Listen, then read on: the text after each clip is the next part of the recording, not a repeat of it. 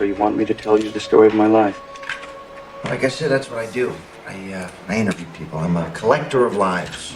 Welcome to Table Talk. I'm Heath, and I'll be your host. This is the show where I go one-on-one with a creator, author, illustrator, publisher, or other mover and shaker in the world of tabletop games, video games, TV, movies, or any other area of the geekverse.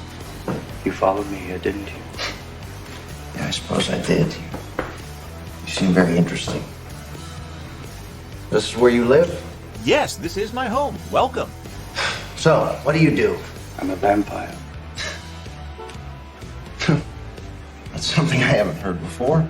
Guests have included individuals such as Lou Anders, the author of the Thrones and Bones fantasy novels, creator and publisher of the Norengard RPG, and even the author of Star Wars, A Pirate's Price. Bond.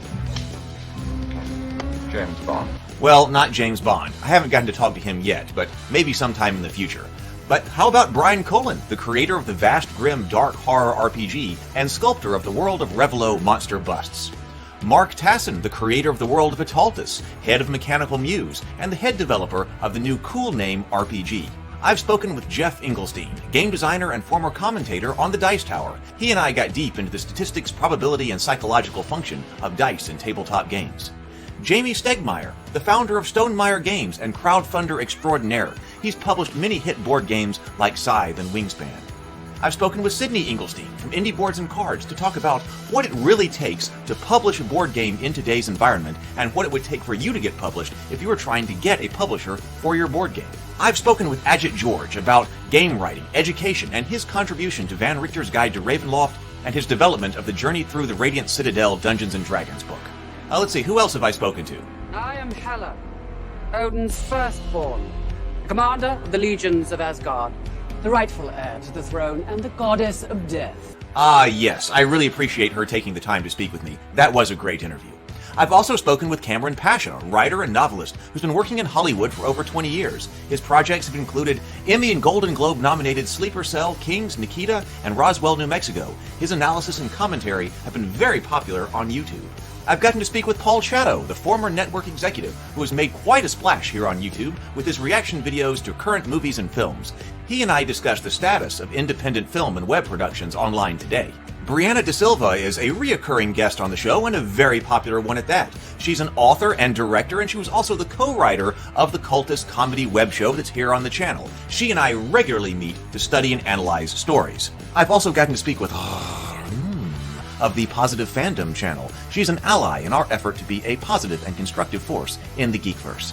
Are you ready? Have you got your drink? Are you all settled in? You might want to buckle up because it could be a wild ride. We're about to explore the worlds of tabletop gaming, sci-fi, fantasy, and the geekverse through the eyes of those who are making things happen. Atomic batteries to power. Turbines to speed. Roger. Ready to move out.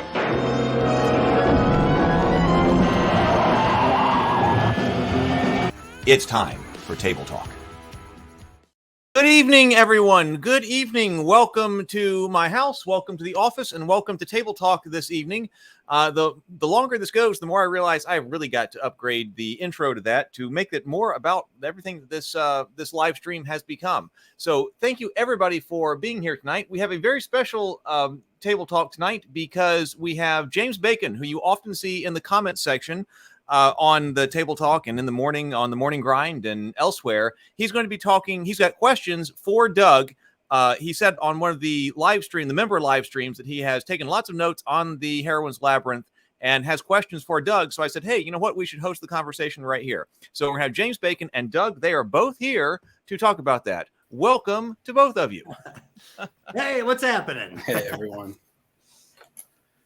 It is. So this is very different, but it's going to be a lot of fun to host this kind of conversation. Take that down from the background.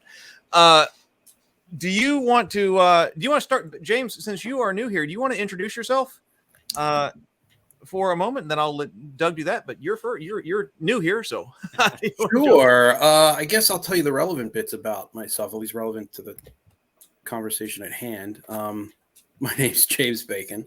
I'm a former editor. I've done both technical editing and creative writing editing in a professional capacity. I was the editor for a video game periodical called Game Fan Magazine 2.0. and I was professionally employed as a technical editor for building inspection pieces when I was living in California. Additionally, I have a long time ago, almost an age ago, been a script reader for a small independent film house, and I have worked on sets in Hollywood, just small stuff, nothing major. And I am doing nothing to speak of at the moment. And you cannot find me anywhere online. Okay. Doug, you want to introduce yourself quickly? Yes. First, I just want to say I'm almost uncomfortable. James Bacon is not in the chat. So every time I look over there, I won't have any James Bacon comments to react to. I can be. But yeah, my name is Doug Burton, and I am an author. I wrote a historical fiction book that came out in 2020 about a Byzantine empress. And since then, I have been working on a nonfiction book called The Heroine's Labyrinth, which is a alternative to the hero's journey. And it's all based on the notes I took when I was working on my novel to help me solve structural problems that the hero's journey was not solving for me. So that book will come out in 2024. And to be perfectly honest, here at the Geekverse, we have talked about it more than anywhere else. And I think tonight is going to be a big step forward with that.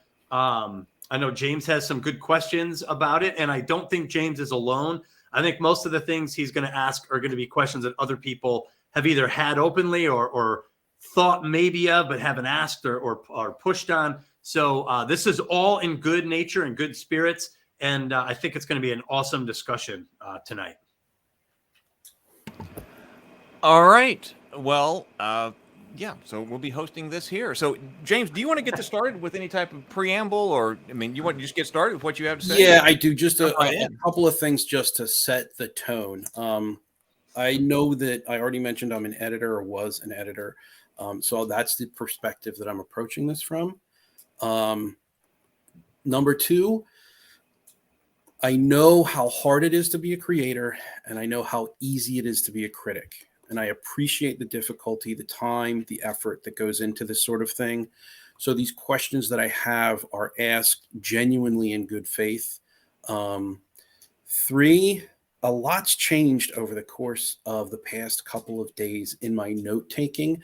And I think this conversation is probably going to end up somewhere that you don't expect. And I just want to put that out there. Number four is, I've heard you say in the past that you want to provide something useful. And so I'd like that for sort of to be the main overarching thread of the entire conversation. So I want to know how kind of all of this will relate back to providing something useful. And then this is just something that I feel like I have to say up front, because a trope subverted is still a trope. So, for example, a hero who readily accepts the call, that's still a refusal of the call, because in the mind of the audience, they're expecting the refusal to take place. And the fact that you sort of turn them on their heads doesn't mean that you've avoided subverting the call. Doesn't mean that you've avoided the call. It means you've subverted refusing the call. And I just want to put that up front, because this is going to come up as a theme throughout most of the questioning that I have here. Well, and that's true. There are variants of themes all the times. And quite honestly, a lot of writers, good writers, will take a trope or a theme, especially one that's well established, and change it a little bit. And it usually works. In fact, if you ask someone to find a perfect hero's journey, they might not even be able to pick a story that fits every single trope. These are conceptual models. And so, and James, I think I sent you, when I try to break down an archetypal design, what are the most common threads to create that design? And a lot of movies, you're like, oh, that's that thread, but it's missing one or two of those dimensions. Exactly. So a archetypal design or a trope can be varied, and sometimes significantly, depending on how the writer chooses to use it, whether consciously or unconsciously. Yes. Yeah. There's a whole school on trope study where there's aversion and subversion and playing it straight and lampooning and lampshading. It's a whole study unto itself of literature. So I totally agree with you 100%. Am I coming in pixelated? A touch. Huh. Okay, I don't want that. It says I've got a good signal here. Oh, okay. Sometimes I think I accidentally forget that I'm syncing like my Dropbox or something like that. We can hear you, but do you want to like refresh, drop out, and then come right back, like then restart your browser? You sign out and sign back in. Yes, sign out and sign back in, and let's just see. Okay, let me try that. So yeah, I like what you were saying with the audio was solid, so that was good. We'll just see if we can get his picture back. Because if you have the trope, we talked about that I think on the members stream. If you have a trope, if you present it in a different form, it's still there. That yes. Still counts. Yeah, it's still there. There's a debate that you can make about averting the trope, where you just kind of sandbag it completely, but. Generally speaking, it's still a part of the trope because you have to name the trope to avoid it. You look better right now, Doug. Yeah, for sure. Okay, good. Okay. There he is. All right, that's awesome. All right, so where were we? I think that's the point that we were just on, the subverting the trope. Yeah. Okay, yeah. Subverting or averting or lampshading or lampooning or double subverting or however it ends. Yeah, or even reversing it in some way, shape, or form to try to, again, these are variations of the trope. So I think I understand what you're saying, that by skipping it, it's almost like the most extreme version of a variation of the trope. Yes, exactly. Interesting. Exactly. Okay, I like that. So I guess my first question is going to be, never mind. It seems like a dumb, but I'm going to ask it anyway, I guess. Yeah. So my question is, what do you mean when you say providing something useful? So when you say I want to provide something useful to authors or filmmakers, what does that mean?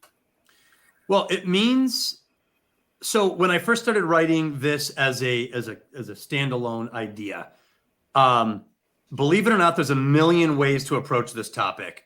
I was dealing with feminist literary criticism. I was dealing with topics, political topics that can get mixed into this because let's say someone says the hero's journey is male-centric, and that's like a major.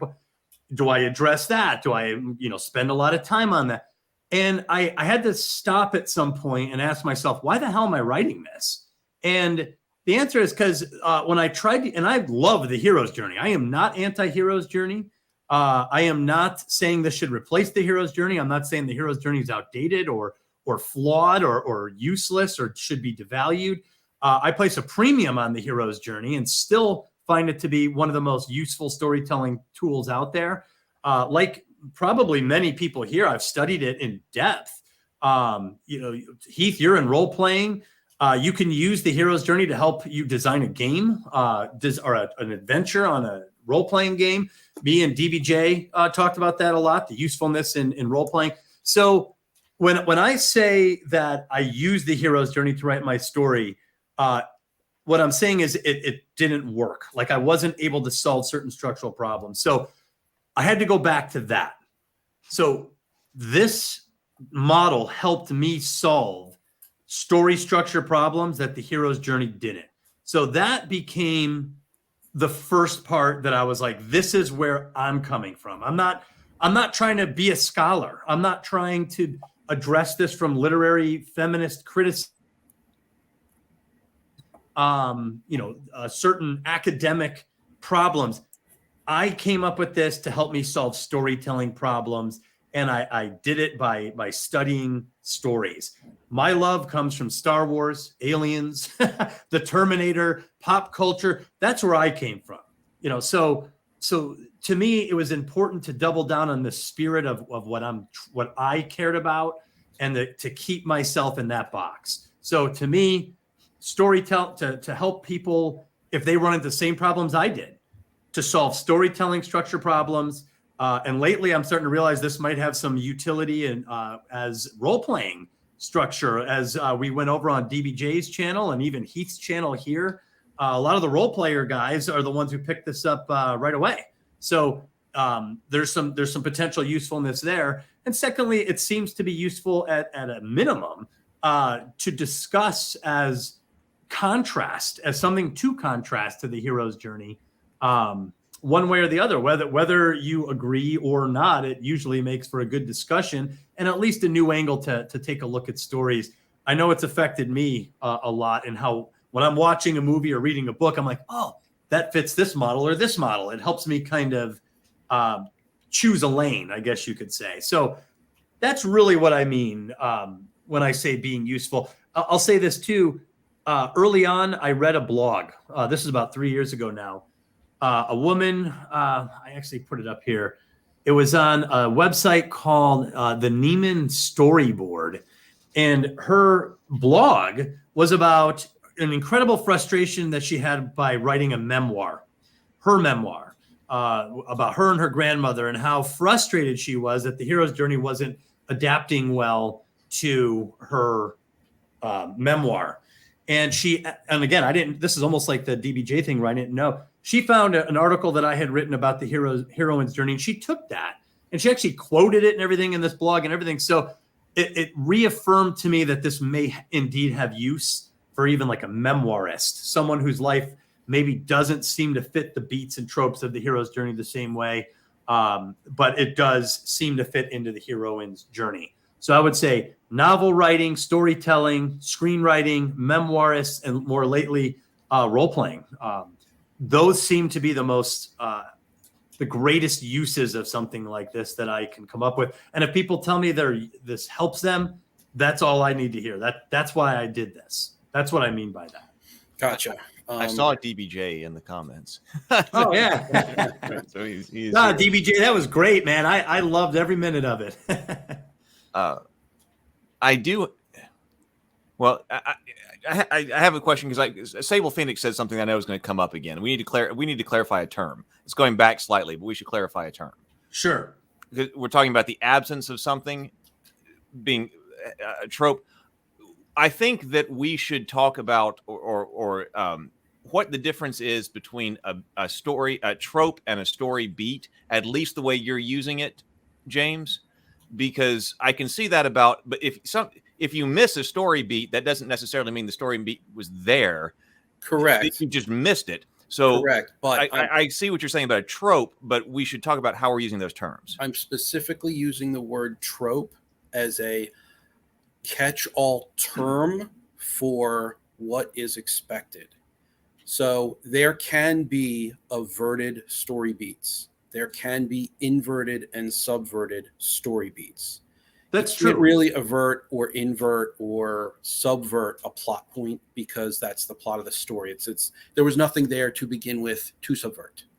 But if there is an element of a story or a situation or a character element that you as an audience member have learned and can expect, then it can be subverted, it can be averted. So I agree with what Sable Phoenix said, that sometimes a lack of something is simply the lack of something. But we're going to get pretty heavy into trope language, and I am going to specifically apply it to story beats. Well, I will say that the modification of a trope, like the refusal of the call versus a non-refusal of the call, I think Heath... it's funny, Heath and I, when we analyze the story, like we always go to the call to adventure. It means something different as the trope is varied. The willing hero versus the unwilling hero does start to change the meaning of at least that character or that personality. So it is worthwhile to analyze it. I would say this. I would add this. If there is a missing trope, you say of something expected. That is assuming we are expecting these tropes to all be in there. And I don't think that's always true. I don't think we're always expecting the tropes, but I think you're also mentioning that we're aware that a trope could be there that wasn't. And we're aware that something that sometimes exists, like a refusal of the call, is missing. I would just add to that, if there is a pattern of skipped tropes, I think that also means something, and it's worth at least exploring. That's the only thing I would add to it. I'm going to say that I'm going to, so I'm sure you've heard the phrase, in order to be an expert at something, you have to do it for 10,000 hours or 10 years. Yeah. Literally everyone in the world who watches movies or reads stories is an expert at watching movies and reading stories. We've seen hundreds of thousands of hours, and we've read hundreds of thousands of hours. And so there are certain expectations you can place on an audience with regard to communication while using tropes or story beats or those sorts of things, character elements. And so I agree with everything that you just said, but my intention here is to get very, very in the weeds on trope language. And so we may come up against a situation where I think it's subverted or averted, and you just say, no, it's something different. And that's totally fine. But I'm expecting to get very into the weeds on that sort of language, which is why I'm putting it up here, because when I use language like subverted or averted or double subverted or, lampshaded, I want to make sure that the reason I'm using that language is because I perceive an expectation. Whether or not that is erroneous is totally fine. I am perfectly willing to be told that I'm wrong in that expectation. Well, and quite honestly, you probably won't hear me ever say that you're wrong, because these things are open to interpretation. So, Heath and I have discussed movies at times, and I'll be like, I think this was the inciting moment, and this was the call to adventure. And Heath will be like, no, I think this was, there's a case for both. 100%. So a lot of times you might bring something up, I might disagree, or I'll place this interpretation, my version of that interpretation up here. And then other times I'll switch. I'm like, actually, what you just said makes more sense to me. That's a great interpretation. So I think there is, it's not black and white, I guess is what I'm saying. It's not physics. There is a lot of wiggle room on these things. So I think as long as I we're 100% agree with that. And I think that largely has to do with what you bring into the story yourself. There are certain philosophies that you may hold. There's a certain moral code that you may hold, and that's going to differ between individual observer. And so events may hold different significance to, just a random passerby as it does to a Jew versus a cultural Jew versus a Muslim versus a Christian versus a Taoist. There's a bunch of stuff that people bring with them, and it 100%. Doesn't even have to be a moral code. It can be, well, I grew up in this kind of household, so this is the idea that I'm bringing with me into this story. So it can come from literally anywhere. It's just a matter of experience and what you bring to the story. And I agree with you. I think that that is 100% the case. So I think that all interpretations are valid. My interpretations are more valid than others. Just kidding. And that's exactly. Just kidding. My interpretations are the right ones, actually. Yeah, there you go. Yeah, everyone's entitled to their opinion, but yours is wrong. That'll be the credo. Right. Okay, so moving on. This next block might, and Doug, before I continue, how much time do you have? Because there's certain things that I want to get to quite a lot. I am willing to. I don't know if you know this, James, but Heath and I have talked about things like Star Trek 3 for like 6 or hours. 5 hours. Gotcha. Okay. You probably don't know that, but okay. Sometimes I'm willing to go pretty deep on a topic. Oh, well, thank you, Brett. I like it too. No, for real, though. Thank you very much. I appreciate it. Okay, so the next point, and this might be completely non-tractable because I'm basing this on what I've read on the website, which may have changed when you got it in the manuscript. Okay. But I still feel like I kind of want to ask the question because it's not necessarily something that you've not commented on before. So I have heard sort of, bits here and there. So the question is this. The Heroine's Labyrinth seems to be predicated, again, according to the website, on the idea that the journey is not typically inward or stationary. When I say the journey, I mean the hero's journey. is not inward or stationary. Usually, when you talk about the hero's journey writ large, we'll talk about going and slaying the dragon, or a soldier going to war, or those types of things.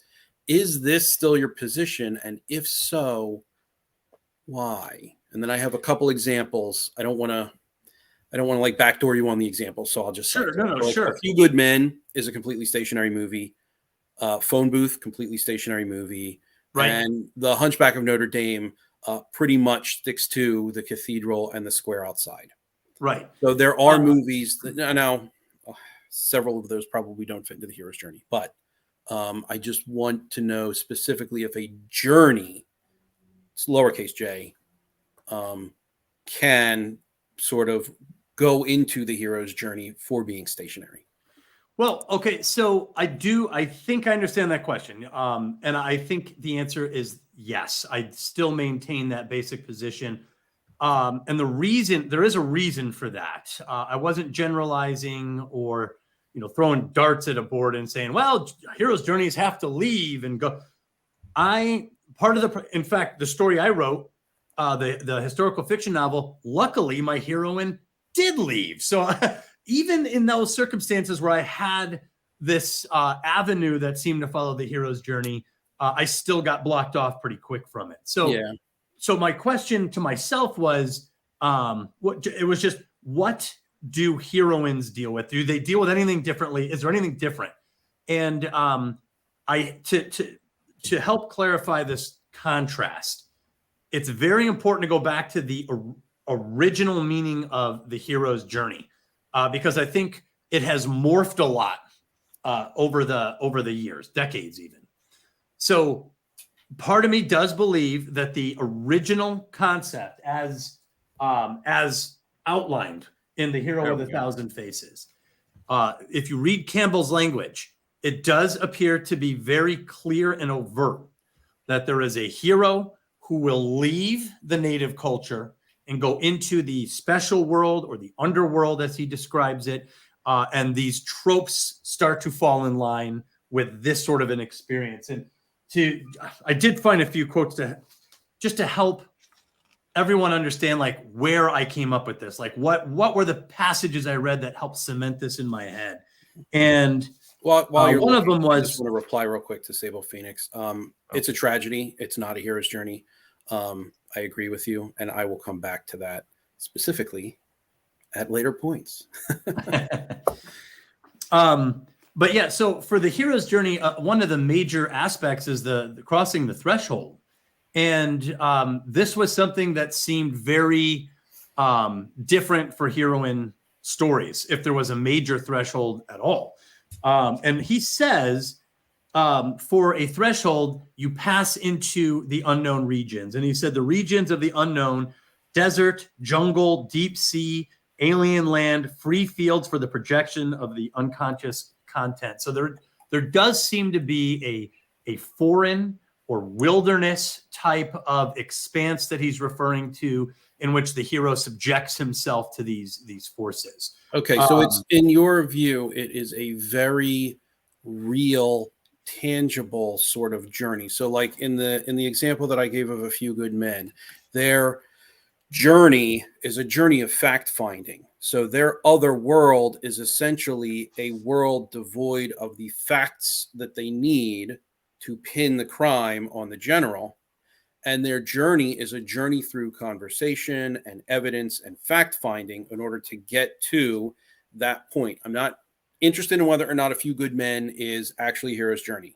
It isn't. Right. But what I'm interested in is the type of journey. So we're sort of typifying the journey right now. So you seem to fall very much in line with a very real, very distant other world that sort something of unfamiliar, foreign, unknown, where there's a lot of uncertainty, where a lot of the culture doesn't follow you or isn't available to you or present, or the support networks that you might have in your home environment aren't there, like Frodo and Luke and them. I mean, they're on their own in that sense. And I think what I'm saying too is that is a space from an archetypal standpoint I think there is a primal fear of the unknown out far away from home. And I think when the hero goes to these places, when we observe a human being sitting on that boat out in the middle of the ocean, we're like, holy beep, he's there. He went there. He's out, where I would never go. He's in that jungle. Oh my God, that's terrifying. What's he going to see out there? So I think there's a part of our psyches that perk up when that happens as an archetypal experience that most of us tend to avoid because we prefer predictability and safety. So when the hero crosses that threshold and subjects himself to that unknown, I think that it is archetypally different from staying home and experiencing, let's say, the kind of journey that you might see in A Few Good Men, where his culture's around him, the traditions are still around him, his friends and family, they're all still, the support networks are there, the local laws are still applicable. I just don't think that staying home activates that part of the psyche, meaning it's archetypally different. Now, that doesn't mean, in my opinion, that you can't make a case for it like you just did. You just made a case that this could be considered a journey of fact-finding. Mm-hmm. And I think that that's totally fair to do. I guess I would just add, and this is where I do make why I think the distinctions are important, because the more you have to stretch the interpretation, and we've all done this, by the way. Heath, I know you've had this problem. I've had this problem. James, we're like, well, maybe that's the threshold, and it's really thin. Dude, some of my questions are going to get there too. It's going to be like, well, what about maybe this a little bit? And you're going to be like, nah, absolutely not. But I wrote it down anyway, so we'll get. But the point is that you still were able to see a possible interpretation of the events as being a crossing of the threshold, or like you just said, a journey. Mm-hmm. We could view the fact finding as a journey. And that's true, that there is a case for that. My position is that based on the distinctions, what is it, more of an inward journey within the native culture, or is it more of an outward journey away from the native culture? And the reason I think there's another layer why that distinction is important. The outward journey deals with the unknown and the uncertain, survivalism in a lot of cases, and that is a primal part of the archetypal psyche. You're activating almost an animal-like existence to go out into the unknown and subject yourself to the elements. Whereas at home, when I'm looking at heroine journeys or even male-centric labyrinth journeys, you're dealing more with illusion and deception. And I think that is a completely different part of the human psyche in terms of what you're up against, what you're dealing with, what you're scared of, and what might catch you off guard. So I do think that they're psychologically different. And I think that when you view them or read them, the reader or viewer will experience them differently. That doesn't mean there's no case that they're both journeys. No, that's a very satisfying answer. Okay. You provided your perspective and you've provided your reason for dividing them into the archetypes in which you view them. I think that's a very, very satisfying answer. So thank you for that. Well, but I have a follow-up. Okay, well, can I add one thing? Of course. Just to help define the word archetype. The meaning of the word archos means first or primal, and typos means model. Mm-hmm. So when I'm using and we're probably using the term the same. When I say archetypal, what I'm referring to is a primal understanding or experiential understanding of something. Mm-hmm. So when I say an archetypal experience of a foreign environment is different from an archetypal experience of human deception at home, that's the divergence I'm talking about, the primal experience there. So that probably blunts. Oh, I'm sorry, Heath. I didn't. Well, I've got something on that because I have a feeling that terminology is going to be important too. Like right here, I just looked this up. Because it seems like we might have, as much. Oh, yeah. But what's the difference between a trope and an archetype and a story beat? And I was looking that up. It's like we might use those words differently at times, or we might be using the same. But at least but I did like this. I saw this, and it said trope refers to any literary device such as speech, image, character, theme, or part of a plot that's repeatedly used by writers across a genre, so it becomes familiar to its readers. Which would include structural. What you expect. That's what I'm using the word to mean. but then down here it said, what's an archetype? An archetype is a story or character or story which is universal and as such commonly recognizable in all cultures due to what it reveals about human nature. So I think that's how I would use the term. Wrong. That button. sounds I pretty think fair that's- because from my understanding of what an archetype means as a primal model, that should be pretty universal. the archetype you should see be a more snake- universal. Yeah, when you see a snake, that's archetypal. That we're gonna recoil in fear. You put a large snake up against Conan, we're like, oh shit, that thing's. We're gonna respond to it a certain way because we're taught to, or we're programmed to through the human psyche. So something about human nature, human psychology, which we talk about a lot. Whereas a trope, like this, something can be a trope in, for instance, genre related in North American literature. So but if you're European, if you're more familiar with you might miss the trope or not understand the trope because that's not something that you're in. So the archetype is a higher level, more universal. Tropes can be lower level, more cultural, genre specific. And that makes sense too, because James said, what you expect. And at first I was like, well, we don't maybe, but I see what you're saying, especially if it's a genre, but it could be true beyond just genre, that there are certain expectations. I was just watching the movie Amadeus the other day. And right when you said that, it made me think of this point where he was telling Mozart, he's like, you didn't even give them a good bang at the end to know when to cheer.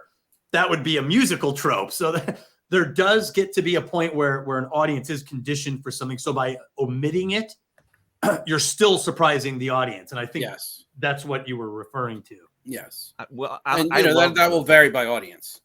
But I love A Few Good Men.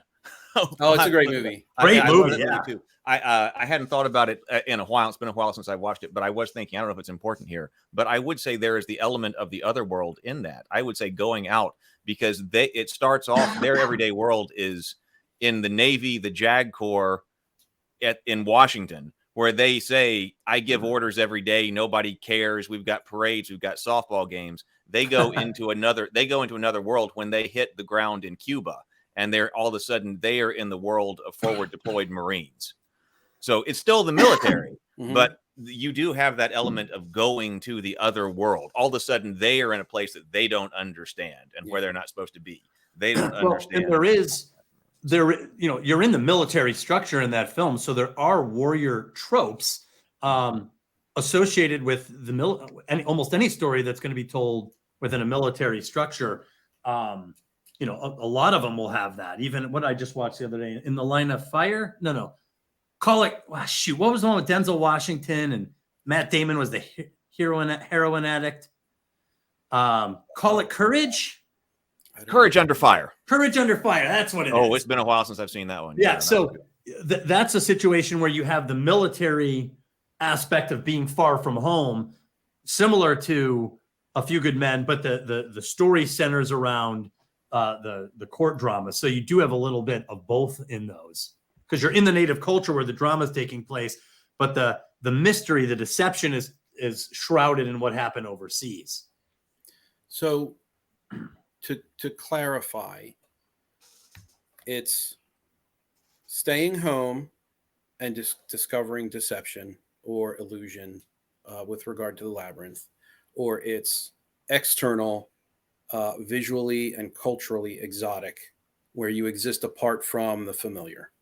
I would say in general, yes. I think those are the two. Yeah, obviously there are going to be exceptions and whatnot. So there will be exceptions, but I think it's a fundamental divergence in the archetypal experience of the journey. So that's why I distinguish them.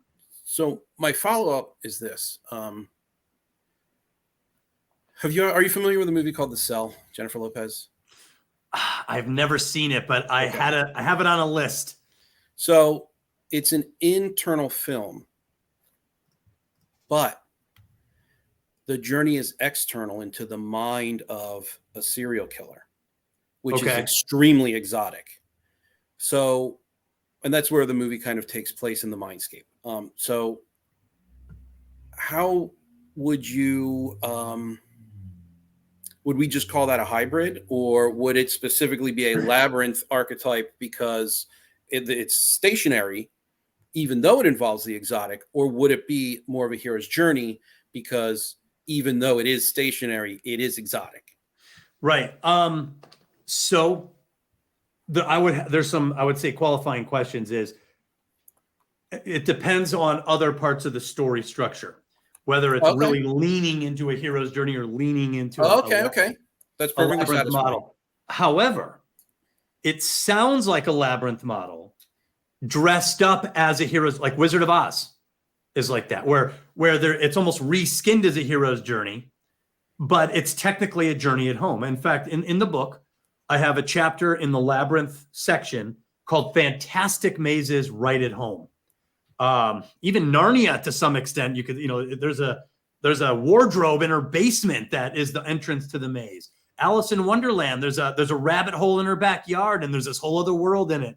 What's another one?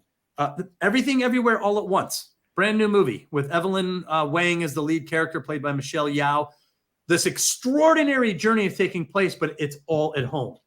And the other beats tend to follow the heroine's labyrinth, more so, in my opinion, than the hero's journey. So at that point, I start to say it sounds like an inward journey dressed up as an exotic departure from the home culture, but it's really not. She never leaves home. Just like Dorothy, all those characters are reimagined versions of her uncle, her mean old neighbor who's trying to get the dog, the salesman, the journeyman on the road is the Wizard of Oz. So, there is a form of a labyrinth in which the elements of home are repackaged as exotic, and yet the journey, it stays home. So I do think that those are a special qualifier.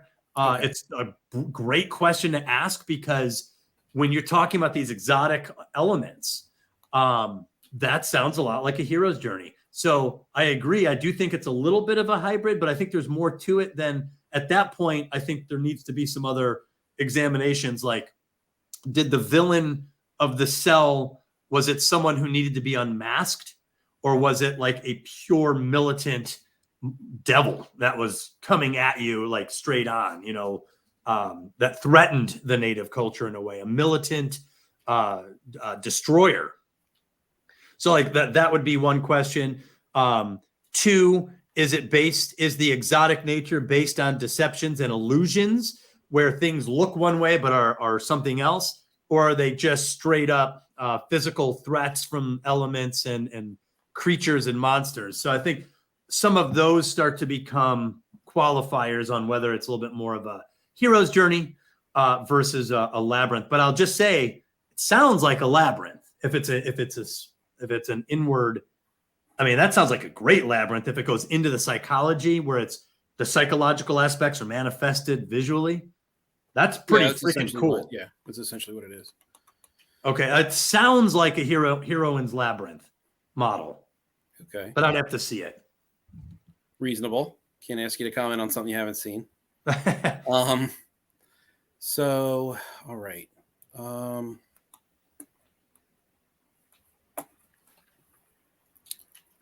Here I have, okay, and this is all before we actually get into the beat for beat steps, but this is going to be the last one they ask. So Campbell was a mythologist, and he considered himself his own mythologist. Like, he did subscribe, at least in part in the beginning of his writing, to Jungian ideals, but he did eventually sort of get away from that in his later writings, and he also always considered himself his own mythicist.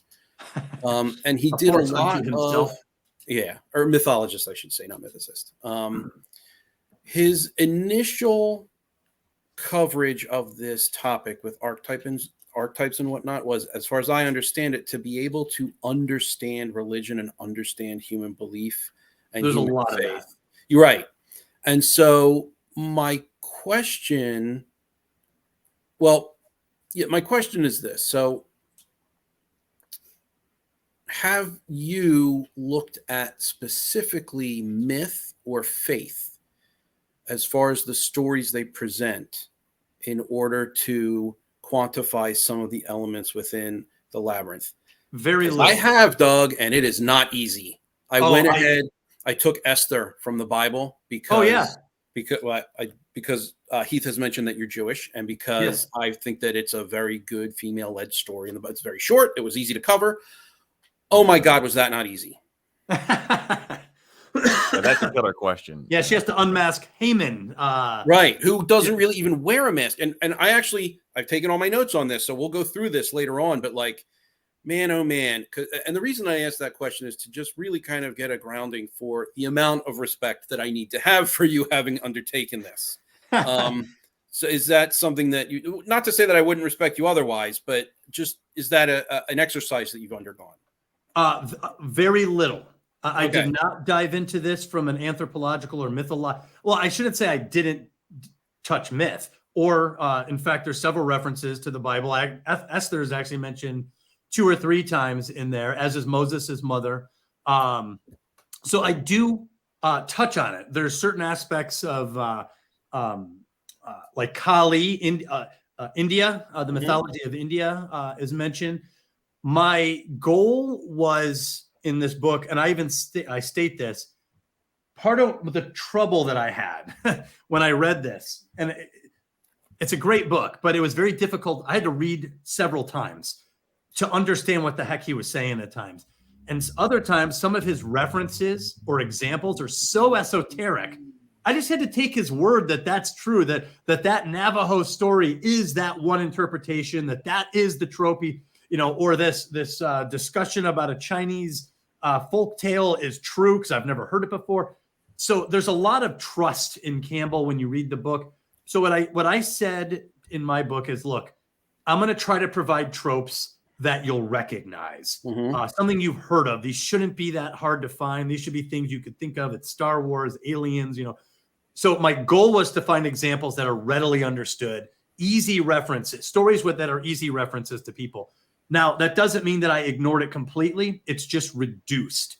I do have examples of mythological stories. I have several, actually, and some of the Bible, like you just said. Esther's a great one. She actually follows a couple of the beats. The other problem, a few, in fact, yeah, I agree. But man, was it not easy to get there? Yeah, we'll discuss that later. But and that's another problem that I had to some extent with some of religious stories is they're so small. The story, there's just not a lot of detail in them. So I think that there is a particular class of myth that is just, there's just no extra detail given. This person did this person responded, this person did that, now they're dead. Okay, here's the moral of the story. It's like so hard to get any sort of structure out of them. Totally. And James, I know you've run your head into this wall too. So while I was writing, I was like, okay, I'm going to tell the story of Artemis, and I'm researching it. And every time I find another version of the story, it's totally different. Yep. This one, she dies. I'm like, well, that changes the story. That changes everything. In this one, she marries the god. And I'm like, man, this isn't even the same story. It's almost like a little bit of what we talked about with Brianna and Sleeping Beauty. The story can change. Yep. So, at that point, we're not talking about the story of Sleeping Beauty. We're talking about the Disney version of Sleeping Beauty, as opposed to, the 13th century version that Brianna led off with. So that was another problem I had with mythology, that there were so many versions of some of these myths that it became really difficult to pin down anything. Sometimes the trope is there, and then the next time it's not. Yep. So I tried to stay with the things that are most often repeated or understood in our culture as references. So like the Esther story, that one doesn't change too much. That one tends to be a little bit more static. So it is a good one to grab a hold of and to go through to see if there's any of these beats in the book of Esther, in that story. And in fact, I didn't start with Esther. I started with Mary, the Mother of God, because the idea occurred to me that it was, she's probably the most well-known female character within the Christian Bible, at the very least. And I started off with the idea of her sacred fire, totally obvious, but I started to try and hit all of the pieces of the story where Mary is present, and it just got to be so incredibly difficult to land it anywhere near anything. It's pretty much just a bunch of like blurbs of facts. So here's what Mary said, and here's what her sister said, and then she had Christ, and then that's it. It's his story from that point forward. And he interacts with his mother, but it's not like it's there's so much written, and she's in very little of it. So I was like, well, what's a better story that I can get a handle on? And it's Esther. And while there are 10 chapters in the book of Esther, I think she's present in 6 of them. Yeah, isn't that crazy? She's it's really weird. But because I wanted to go through that exercise because I just wanted to put myself in that position. And it is at that point that my thinking started to change, that the questions I wanted to ask began to change, and that my mind began to shift a little bit with regard to the Heroine's Labyrinth idea. So that's where that came from, because I didn't want to, because it was important for me. I didn't want to sit here and just like lambaste you with a bunch of questions. Sure. Because I know better. And it's like, well, I don't know better. He went through and did this. Let me go through and do this. I didn't know if you used the Bible. I didn't know if you used Esther. I didn't know what stories you used. But I was like, I want to do this. So I'm going to do this because it'll better prepare me, because it'll get me into that same headspace. Okay. And as fate would have it, once you get into the headspace, it's pretty convincing.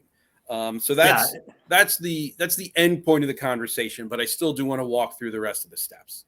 Absolutely. I just want to say, a lot of times the old stories, they're just so short, versus a modern story where we have 2 hours or sometimes 5 seasons, or comic book runs. There's all sorts of stuff that I could pull from, and it's readily available, and it's a common reference. So it certainly is easier to find. The longer the story, the more tropes you're likely to find. Whereas if it's a very abbreviated story, it'd be pretty hard to pack all those in there. But that's just as I discovered firsthand. You're talking about famous women of the Bible. That made me think. I'm looking at if we need it, I got the spiral up here. I can bring it up anytime. Oh, okay. But looking at that, actually, Heath, yeah, I might have to send you a new one. I realized that the artist forgot one of the the Shield Maiden is missing. Shield Maiden is missing. I saw that on the DBJ stream. So yeah, this is not the final version because we're missing one. But I can send you. Oh, if you want to send, you can send it to me now. The new one, yeah. Here, okay. Let me do that. Yeah, email. I have the new one. Right? I'll bring it up. Shield Maiden the only thing missing. I did send it to James.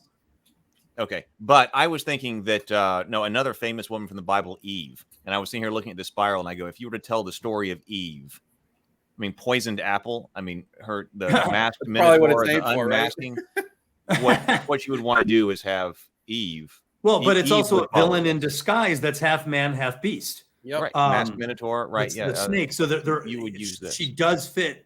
Well, let me get this real quick to send it to you, Heath. I was so upset. We were on DBJ's channel, and while we were going through it, I realized it was missing, and I was like, "You've got to be kidding me!" All right, I'm attached. I don't have any comments. I'm just sending the Sable Phoenix with the Deborah would be a good Heroine's Labyrinth candidate. I think.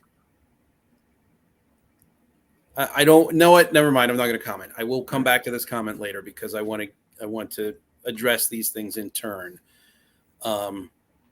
But I have drawn a conclusion based on this exercise, along with another exercise, because again, I didn't want to. I wanted to put myself in your headspace, and I thought the only way to do that was to say, okay, let's start hammering it away, and we're gonna fit some stories into the Heroine's Labyrinth. Let's do it. So I went and did it.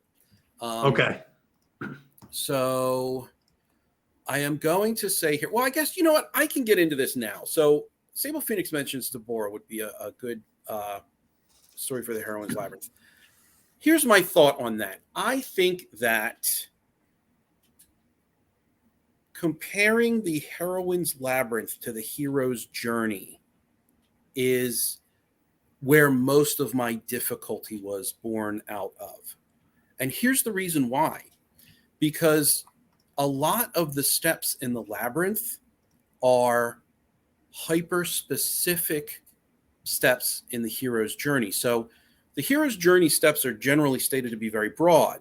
And so when I come at the Heroine's Labyrinth and we're comparing a labyrinth or a potential labyrinth story against a hero's journey, what ends up happening in my head is the captivity bargain is just a subverted refusal of the call, possibly double subverted. I'm not entirely sure about that. I'd really have to sit down and think about it.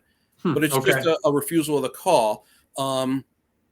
Also, the Black Swan, if it's helpful, it's supernatural aid played straight. If it's harmful, it's supernatural aid subverted.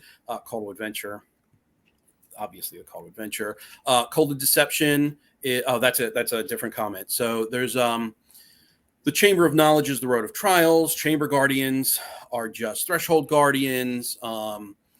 The Broken Truce is atonement with the Father and possibly also apotheosis. So this is the angle that I was coming at it from, because it's very easy to catch specific criteria in a broad category. Right. Okay. So I see what you're saying. What I ended up doing was going, okay, well, that's why I started with Esther, or the Bible in particular. It's like, well, I mean, there are heroes' journeys throughout the Bible, but let me take one that isn't classified as a hero's journey. Let me take Esther. Okay. No way it's going to be a hero's journey. And then I thought to myself, what if I do that outside of the hero's journey with a film? Let me take a film that is not the hero's journey and see if I can get it to fit. And the story that I chose was A Hunchback of Notre Dame, specifically Disney's Hunchback of Notre Dame. Okay. And I've mentioned this specifically in comments throughout the conversations about the Heroine's Labyrinth. I think Brianna keyed into it at one point, and she said that it was interesting. And so I would like to, if you would indulge me, sure. I would like to sort of go, because I have the most to say about the Labyrinth, the Masked Minotaur, the Sacred Fire. Sorry, I'm sort of scrolling through here. Oh, yeah. There we go. So I don't have much to say about the Captivity Bargain. The Black Swan, I want to talk to you for 7 days about. It is the most unusual. Yes. I have a lot. I have a moderate amount to say about the rest of them, but the big three are Labyrinth, Minotaur, Sacred Fire. Okay. So I'd like to start at the Labyrinth. Okay. Which makes sense. That's the first. So my question starts with, why is the Labyrinth, specifically the structure of the Labyrinth, to the point where you named the structure after it, so important when it appears to merely be leaving the ordinary world in a hyper-specific way? So why the Labyrinth in particular? And I'm not asking this question as a gotcha. I'm not. Sure. Okay. Yeah, because a labyrinth, the design of the labyrinth is specifically built architecturally to provide freedom of movement while keeping you contained inside. Mm-hmm. So it's a man-made structure. It has a game board type of appeal, I guess you could say, or sensibility. A lot of, like, even in The Shining, there's that hedge maze. It's for fun. There was a certain gaminess to it. And the reason I like it, in addition to the idea that there's a game-like quality, is that there are rules that you can win or lose in a game. You have to know how to play the game. You can win the game or you can lose the game. And native cultures are set up like this right off the bat for heroines. So they don't start in their home and everything's, perfectly hunky-dory, and then they enter the labyrinth. The stories often start while they're already in the labyrinth. And the early part of the story for a lot of heroines are characters, usually characters they trust or characters who are authority figures, telling them what they can and can't do as rules of the native culture. They tell them how you can win. A lot of old literature for like Jane Eyre or Pride and Prejudice and all that. It's the rules of courtship and marriage. And, this is, if you play your cards the wrong way, you're going to lose. You're going to be stigmatized and outcast. You're going to end up with a scarlet letter, So there seems to be an initial tension that persists in the story with these game rules, where they're also allowing where the heroine seems to sometimes have some freedom until she hits this dead end. She's still back in the native culture. She's still being steered in this one direction. Okay. So what I was That's trying very to interesting. It's a very satisfying answer, and it's very interesting because we can also put this in the context of other films that are going on a distant journey. For example, The Last Voyage of the Demeter. You can move around as freely as you want on that ship. I mean, you can move around as freely as you want on the ship. Dracula's still going to get you. So it's like, I find that answer to be particularly interesting, but because I wasn't necessarily prepared for it, I don't really have a whole lot of thought to go forward with that on, except for to compare it to, you know, there are other like voyage type movies, Ghost Ship. You know, I'm thinking of horror movies, but it's like there are movies where they are going on a distant voyage, so they are free to go there and they have freedom to move around the ship, but there are defined boundaries. There are places you cannot go. Yeah. Yes, John Carpenter's The Thing is another extremely excellent example. Yes. So I think, yeah, that's a really satisfying answer. It's not one I was prepared for, but it's one that's making me think really very good. Well, and the reason it's there too is a lot of the literature with heroines really get into sociocultural tension between the heroine and her native culture, where she's not really going out, she's not leaving, but all that tension is packed in, and that's just between the heroine and the native culture. So that fundamental tension of you can't do this, you're not there's gender roles could be part of the labyrinth. Traditions are sometimes part of that labyrinth. There's all of these invisible things kind of boxing her in. And when I was taking notes on that from just a literature standpoint, and then I started studying movies, I was watching Aliens, and then they're running through the ventilation shafts. I'm like, oh, that looks very labyrinthine. Then I'm watching Wizard of Oz, and she's on the yellow brick road, and the scarecrows trying to misdirect her, and I'm like, oh, that's like a 2-dimensional maze. So you just start to see this labyrinthine imagery reprojected into modern films, but it's essentially the same thing. It's controlling your movement. It's trying to keep you contained. And I have a feeling that there's a psychological aspect to this where heroines feel contained. They're afraid of the winning and losing aspect of the rules of the native culture. And so the labyrinth, I thought it was a very fundamental structure that should be relatable to a lot of women and possibly anybody, really. If you're inside of a native culture and you're kind of penned in by these the cultural rules of it. And that's also, and the reason I stuck with this too is part of the resolution often of hero-centric stories is some sort of rearrangement of the native culture or a tradition that's broken or a gender rule that's reestablished. Which is like the labyrinth reconfiguring or falling away. Right. It's opened up a little bit. She's done something to change the minds of the native culture in terms of what she should or shouldn't do, or just whether she's right about something or wrong about something. Okay. So anyway, that's why I stuck with Labyrinth, because I do think it's a psychological framework that explains the tension and conflict of a story. And it's a little bit, and it's different from the hero's journey, which really doesn't have that kind of framework necessarily for the conflict and the structure. And a lot of times hero-centric stories don't even have any combat, so this was another way for me to explain conflict through social interactions and social problems and social dead ends or misdirection that they're running into. So the Labyrinth became a perfect framework to explain a man-made structure that the heroine is up against consistently through her story. Okay. And also, I guess, reading Zero the Blade's comment. Zero the Blades. Here's why I don't necessarily agree with that.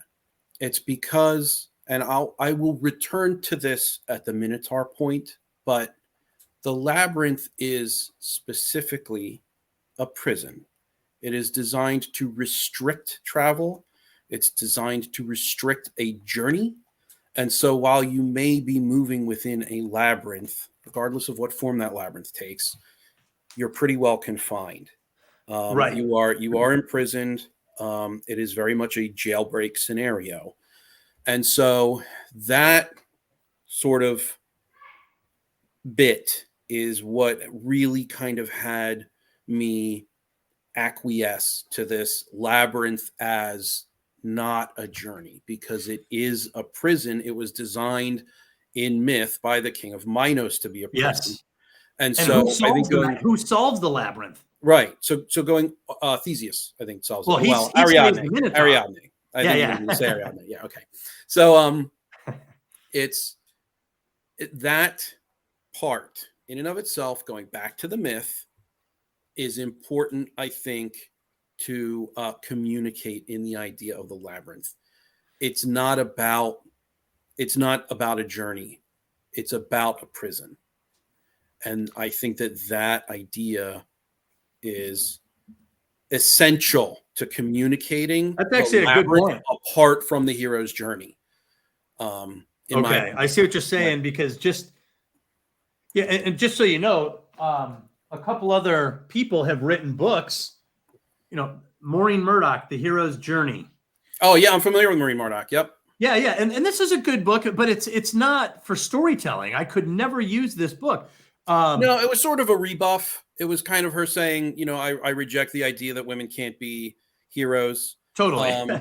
But she kind of got the ball rolling, I guess, in that regard. 100%. There's actually some good stuff in this, particularly between mothers and daughters, that I never got over. And some of that ended up in here. And then she even called this The Hero's Journey. So I didn't want to do that. Mm-hmm. So you're actually making a good point that the reason we're not calling this a journey is because we are circling a prison-like environment. Yeah. Which and again, I think that is archetypally different. Agree. Than the psychology of what you're up against. Completely agree. And when I finally got locked into the mindset that I now inhabit, or rather that now inhabits me, I really started to drive at this idea that in order to effectively communicate to people like me, I'm not saying that no one's getting anything out of the way that you said it, just to me, knowing the mindset I initially approached this from, in order to get through to jerks on the internet like me, I was telling you earlier, I think that positioning it apart from the hero's journey is going to end up being essential. So when they come at you like me and say, oh, well, going through a labyrinth is just a journey. It's just a journey within a labyrinth. It's not. It's not a journey. A labyrinth is designed to keep people in, not let them out. That's why the last voyage of the Demeter, it qualifies as a labyrinth. It's a prison. It's a floating prison. It's moving to a different land, but it's a prison. That's why Ghost Ship. That's why The Thing, because they're all prisoners, whether by design or by accident, whatever it happens to be, they are in a prison with a space alien that wants to rip their face off and use it as a body. So and they're on their own home turf. The Demeter is their ship. They know it in and out. They know every rig and jib and pulley and so a lot of horror stories, by the way, follow the labyrinth model because you have a home or home-like environment in which you have a masked minotaur in a raw. And by the way, I heard you mention earlier that a lot of when it sounds like you studied a few and they don't wear masks, they do in horror films. Almost all of them wear masks. You have Leatherface, Hockey, Jason. You've got Scream. They wear a mask. So they're very clearly masked or disguised at home, up close in the inner sanctum. And I think that, again, psychologically, that's so different to be battling something in safe inner sanctum territory where you're supposed to be safe versus far away from home, far from home. I always think of The Terminator, which is a heroine-centric story with Sarah Connor. And I'll never forget, even as a kid, my reaction to it. First off, the Terminator comes storming into her house. So her home. And there's something psychologically terrifying about someone kicking open your door and just coming in. Like they're not being stealthy. They're not trying to toggle a window. They're coming in. They're coming right after you. Secondly, she does the one thing we all would do. She goes to a police station. Police are like, stay in here. You're safe. And this MFer drives through. He just comes into that police station and assaults them. And I remember as a kid watching this and being like, holy shit. You're not even safe in a police station. That's the archetypal terror that I think is unique to the heroine's labyrinth versus the hero's journey. Mm-hmm. Because you're already terrified with the uncertain environment where you'll have to fight and survive versus being attacked in the inner sanctum. So I do think those are fundamentally and archetypally different experiences for the protagonist to deal with. So I agree. So then to sort of hone in to the idea that, as it dawned on me, was, in my opinion, and then this is again to communicate this idea to jerks like me on the internet, we needed a comparison from start to finish that was not the hero's journey. And I also threw in, had a male protagonist. The reason I threw in the male protagonist is because you have said in the past that this is not a gendered, it's not a gendered structure. It doesn't have to be a female. There can be female elements to a male character. And so that's why I picked The Hunchback. It's a tragedy and he's a dude. So, and I specifically chose Disney's Hunchback, which is, the structure of a tragedy is Freytag's triangle. So it goes up and then down into tragedy, and it's like, or catastrophe, pardon me, is the last point, but like Disney's goes up and then down and then just kicks out for a happy ending at the end. It's like Freytag's check mark almost. But I think that actually succeeds in proving the hero's labyrinth a bit better, which also demonstrates the fact that it is a true structure because it alters, like the hero's journey, I think as a comparison is good for helping people understand the different steps, but to demonstrate that it is truly a structure to people like me, showing that there is a structure that certain movies can fit within that it then alters in its own force of will, I think becomes a very powerful tool to have people like me understand this. So what I thought Robert was saying something. We can. Robert was just saying that pregnancy and the Terminator in a factory to be small. Yeah, that is definitely. And Sarah, we had the name. I was thinking Sarah Connor when Robert was here in the movie Labyrinth. Oh, the movie Labyrinth. That's why I didn't understand what that was. Oh, okay. Yeah, I know. So, Sarah Connor. I was still too many Sarahs, too many Labyrinths. Yeah, yeah, that's right. Two Sarahs. They were both Sarahs. Imprisoned in exchange for saving her brother, but there is a way out. Well, that is usually what a captivity bargain is. Her freedom in exchange for something that the mass minotaur or the native culture wants from her. That's what the captivity bargain usually is. But the heroine naturally goes against that. She's not, in the book, I describe it as publicly conforming, secretly non-conforming. Mm-hmm. That tends to be the way heroines behave during a captivity bargain, where they're like, yeah, it makes sense. I see what you're saying. I shouldn't want these things. I understand, Dad. And then she goes ahead and secretly is non-conforming to that bargain. Right. And there's, and I broke down, well, we can get into Esther later because it's a much sloppier job. But as far as the bullet points here, is it okay that I read the points on the synopsis that you provided? Yes. Okay. I'm very curious. So this is for the Labyrinth. A set of rules or restrictions from within the heroine's native culture. Yes. Frollo says, don't go outside. The hero, or Quasimodo, has aspirations to conflict with these rules.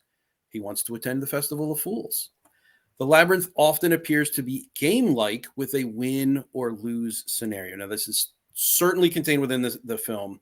The win scenario is freedom free from fear.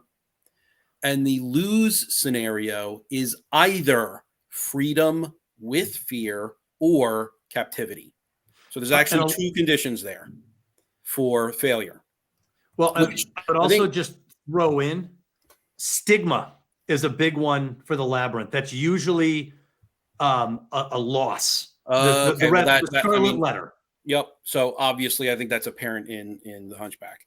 Is this what you're Specifically reading Disney's from? Hunchback? This is specifically Disney's Hunchback. I keep having to remind myself that. Yes, that's exactly what I'm using. I'm bringing that up. Okay. So the rules are conveyed by an authority figure, an individual the heroine trusts. Frollo again. Frollo is a father figure to him. Yep. There's usually a secondary character who represent the voice of nonconformity. This is Victor, Hugo, and Laverne, who all encourage Quasimodo to go to the festival. Yes. The fantasy Don't mazes, listen to them. Yes. Yep. And he's like, nope, not doing it. So fantasy mazes are usually in, at, or near the home and have a secret entrance. Right. So that's where I was trying to explain what appears to be a hero's journey, something like Wizard of Oz, where it appears that she's going into a foreign environment, but it's a fantasy maze that's really a repackaging of her home environment. Phantom of the Opera is another one. Okay. There's this whole maze right below the Paris Opera House. We're back in Paris. Right. I'll tell you what, though, in the Hunchback, there is a secret entrance into the Court of Miracles. So the courtyard and, society at large might be the actual labyrinth, but there is the appearance of a secret entrance, which is to the Court of Miracles. So they exist apart, but I think they definitely work together to provide this element. And I think that happens subconsciously by writers. The last note usually conveys labyrinthine imagery. I think that's accidentally projected into these films or these stories. You just said, I think you're correct. The native culture is the set of rules for the labyrinth. And yet we find labyrinthine-like elements manifesting themselves in the storytelling. I would agree with that. And to address Sable Phoenix real quick, I agree with you. I think it's absolutely insane that someone signed off at Disney to make this into a kid's story. However, it apparently does really well with the Heroine's Labyrinth. And I think that, again, it's because it's that modified story structure. So it originally stood as a tragedy, but now within the confines of a different structure, it can still thrive as a Disney movie. Who knew? That's what Disney did best. They took these horrifying, like, European folk tales and made them like family entertainment. Right. So I totally agree with you. I think it was like, it suffered at the box office for it. I think Hunchback is one of their poorest performing films at the box office ever. Oh, really? And it's for that reason. It's because it's pretty horrendous. And we'll get into some of those points later, but it's pretty bad even as a Disney movie. So where was I? So, okay. Fantasy mazes, secret entrance, et cetera, usually conveys labyrinthine imagery. So in the Hunchback of Notre Dame, this depends on how esoteric you want to get with it. It depends on finding the Court of Miracles through a bunch of secrets and passcodes and signs, et cetera, et cetera. So that, I think, does provide a labyrinth enough to qualify for this beat. However, if that's a little too esoteric, then it's just possible that it doesn't hit this bullet point, and that's okay because it hits literally everything else. And then it's really hard to hit every bullet point. Yeah. And I know it doesn't have to. There are going to be some deviations. It's really a matter of plot over structure at that point. And so maybe for this particular bullet, plot had to win out, which is totally fine in my book. And what I'm trying to do with these summaries is I tried to break down the archetypal substance that I thought I was recognizing. And these were the things that I considered to be the most common basic aspects of the archetypal content to the design, an archetypal design. Well, now I see it because I went ahead and did it. But so this is going to bring us on to the Masked Minotaur, which I think I have the most to say out of any of these bullets. So I preface this by saying nitpicky. So I know I'm being nitpicky here. That's but- okay. So what I said in my initial note taking, and there is a progression to my note taking. There is, I need to ask Doug these questions because I can't reconcile them to, okay, now I've gone ahead and done this with Esther. So I'm clarifying a little bit. And then finally I get to the point where I'm at the Hunchback and I'm like, whoa, my God, this absolutely works. I'm 100% bought in. Just to give you a little spoiler, I guess. Of where That's cool. So nitpicky. And this, again, this is before I did any of the exercises. So the Masked Minotaur is a hyper-specific type of villain, which works as an archetype in its own right. I don't deny that. I think that it is genius. And I thought that even at the beginning of my note-taking. I think that that type of character, specifically a duplicitous character with a front-facing personality and a secret personality, which isn't necessarily covered in any of the literature that I've read regarding specifically villain archetypes, I think is genius. I think that this exists as a universal across multiple cultures, across multiple times. I think this is a very, very, very good element to the Labyrinth. Here is where I had a sticking point. Okay. The Minotaur in the original story is actually a prisoner, not the master of the Labyrinth. Yep, you're right. And so, additionally, because what the first bullet point here is the villain is a homegrown member of the native culture, the Minotaur is decidedly not a homegrown member of the native culture. It's born Very of a interesting. cultural, it's born of a cultural deviation. So the king's wife is seduced by, because of the meddling of the gods. It's not like she was just into this. So because of the meddling of the gods, she went and conceived a son with a bull. And that was, in the context of the story, absolutely unheard of. So he punishes her, and he has a labyrinth constructed by Daedalus to put the bull in, which, you know, then there's a whole other story that comes with him, you know, feeding a whole bunch of townspeople to it. But the which main is what was idea the basis of the Hunger Games, by the way. Right. But the main idea here is that the bull is specifically, or the Minotaur, I should say, capital N, is specifically not a homegrown member of the native culture. It's absolutely not. And so while we can say that this is a subversion of an expectation, I don't necessarily think we can do that here. And it's because of your having started to conceive of this structure without any expectation. And so we're going to rely on the author's expectation, which is you. And if you didn't have this expectation, if your expectation was for it to be a member of the native culture, or rather, you didn't start with an expectation, you examined and decided that it was supposed to be a grown member of the native culture, I don't necessarily think that works. Well, I will tell you.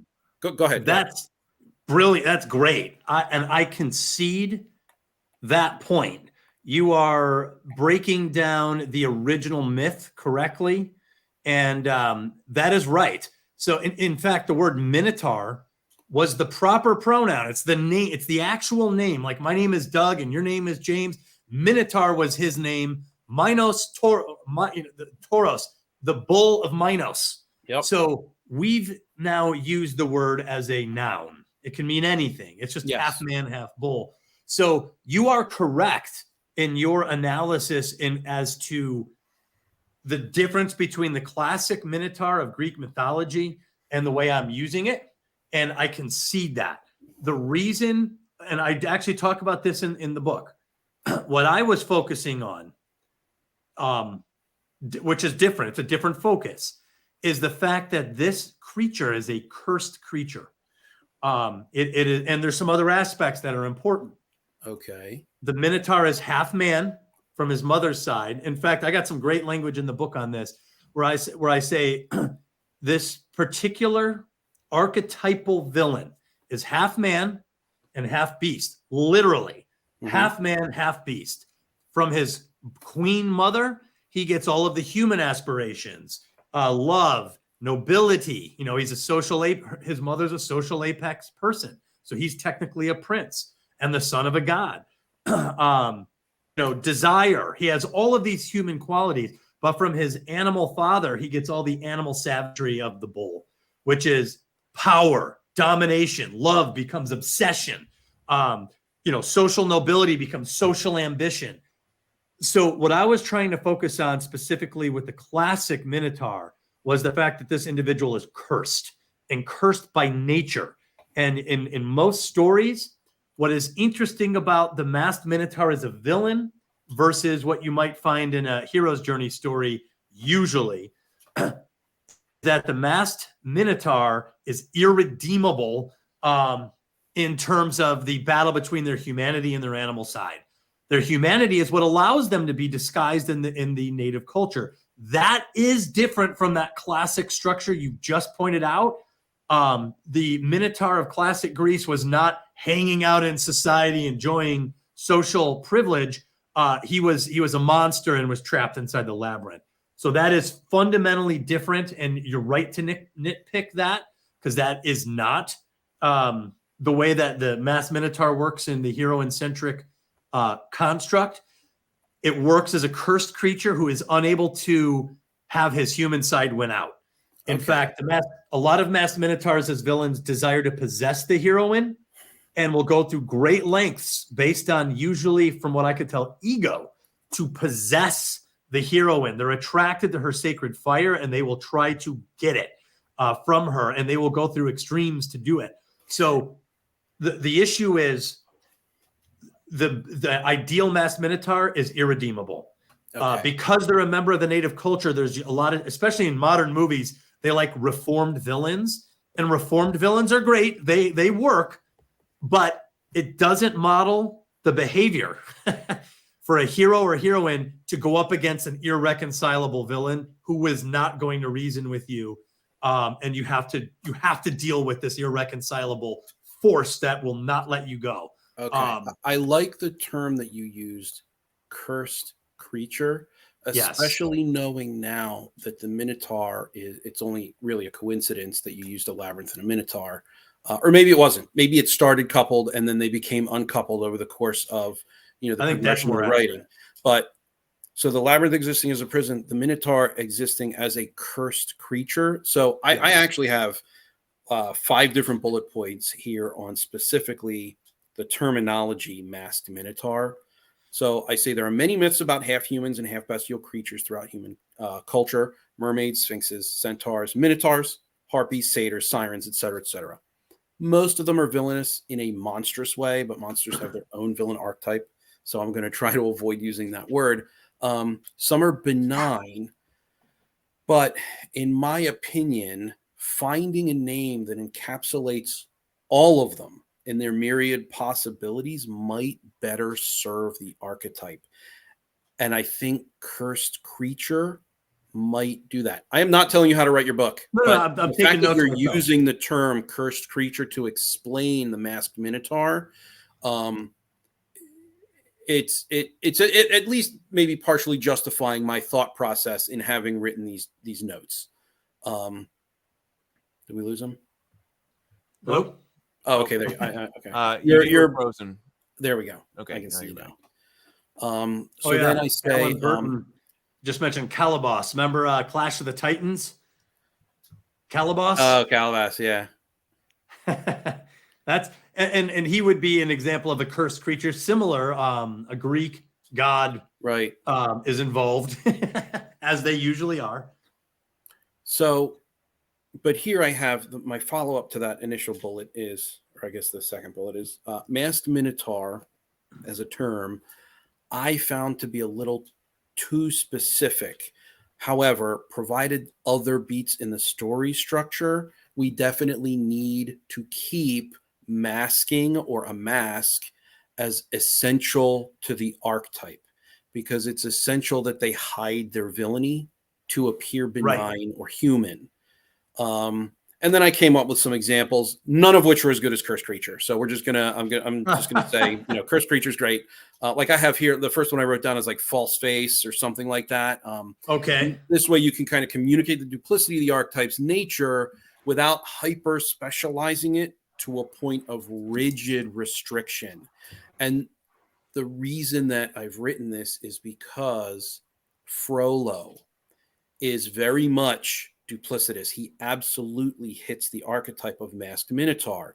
He is, and I'll just go through the points here. So he is the native culture. He is an arbiter of correct Christian behavior. He's a judge. The Mask of the Minotaur is often, right, yes.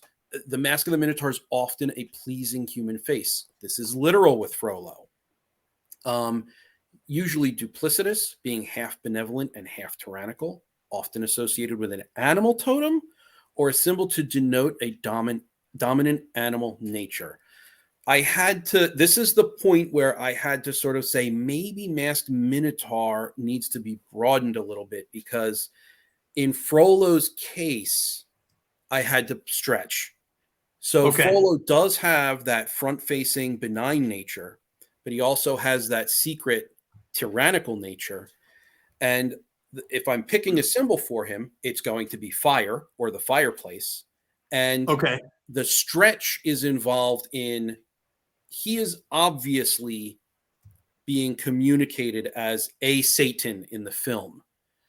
And so Satan is typically referred to as the beast.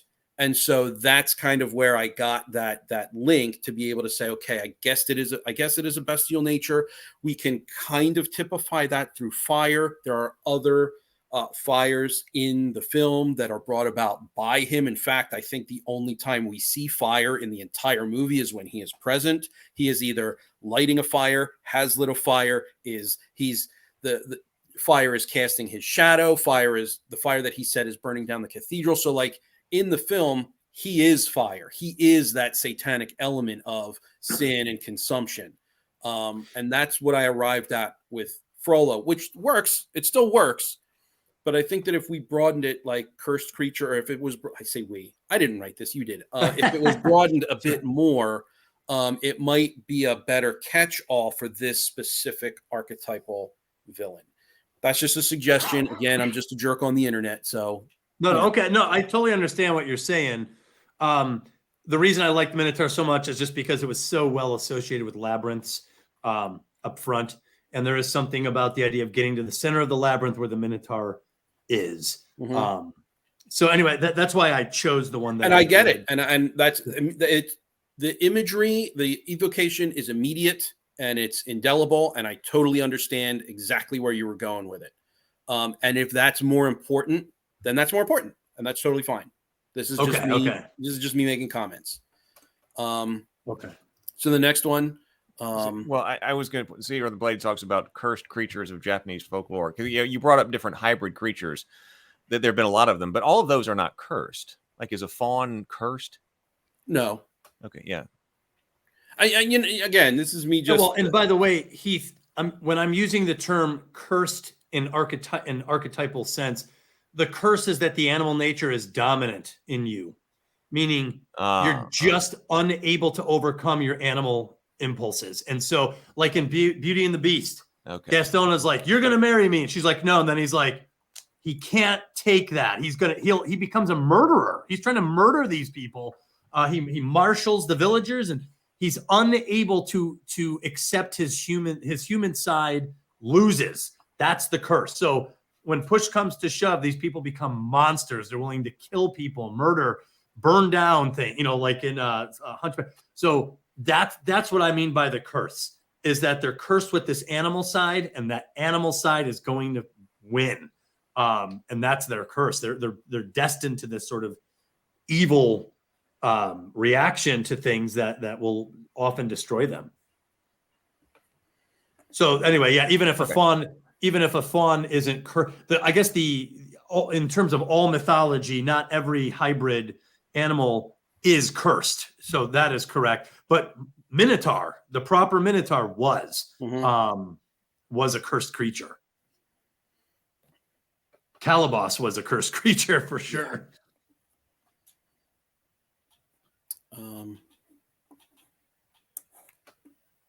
Empire of Sand by Tasha Suri. Oh wow! I don't know that one. Called Empire of Sand. Empire of Sand. I think I've heard of that author actually. Hold on, I always write this out. There's always a Empire of Sand.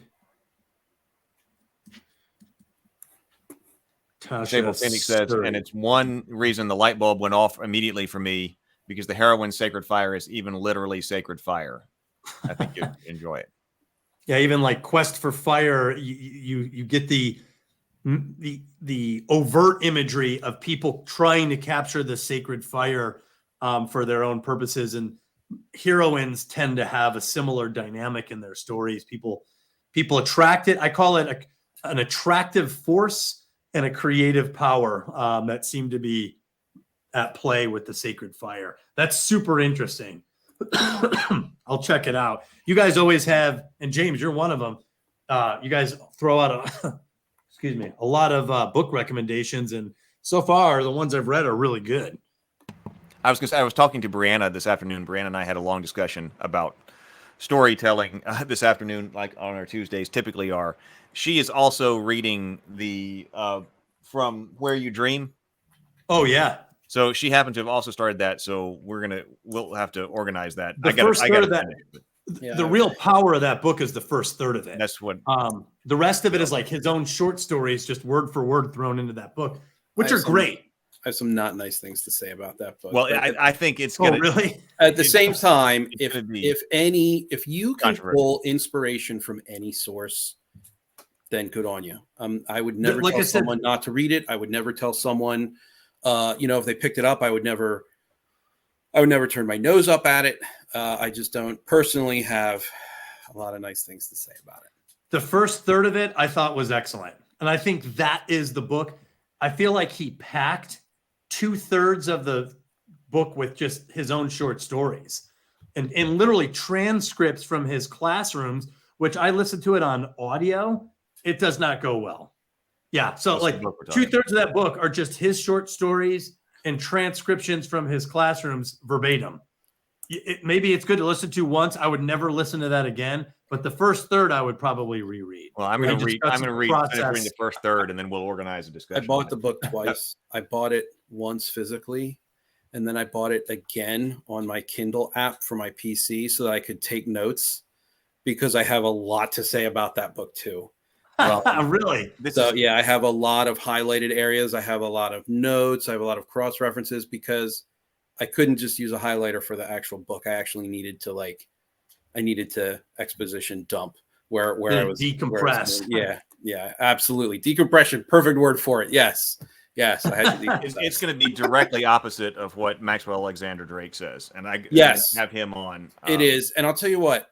I haven't read any of his books yet, but I got the titles from you. That series, the brutal writing advice. Brutal writing advice. Yeah. I have every intention of going through and reading that because I am convinced that's probably going to be more up my alley. But again, if that's something that you get, if you're able to draw inspiration, if you're able to draw any worth out of it, you'll never. Well, you know what it did for me? I'll be specific. What it helped me with is, so I was writing fiction and I took all these notes on heroines and this turned into this massive nonfiction project. So I became extremely analytical, very specific.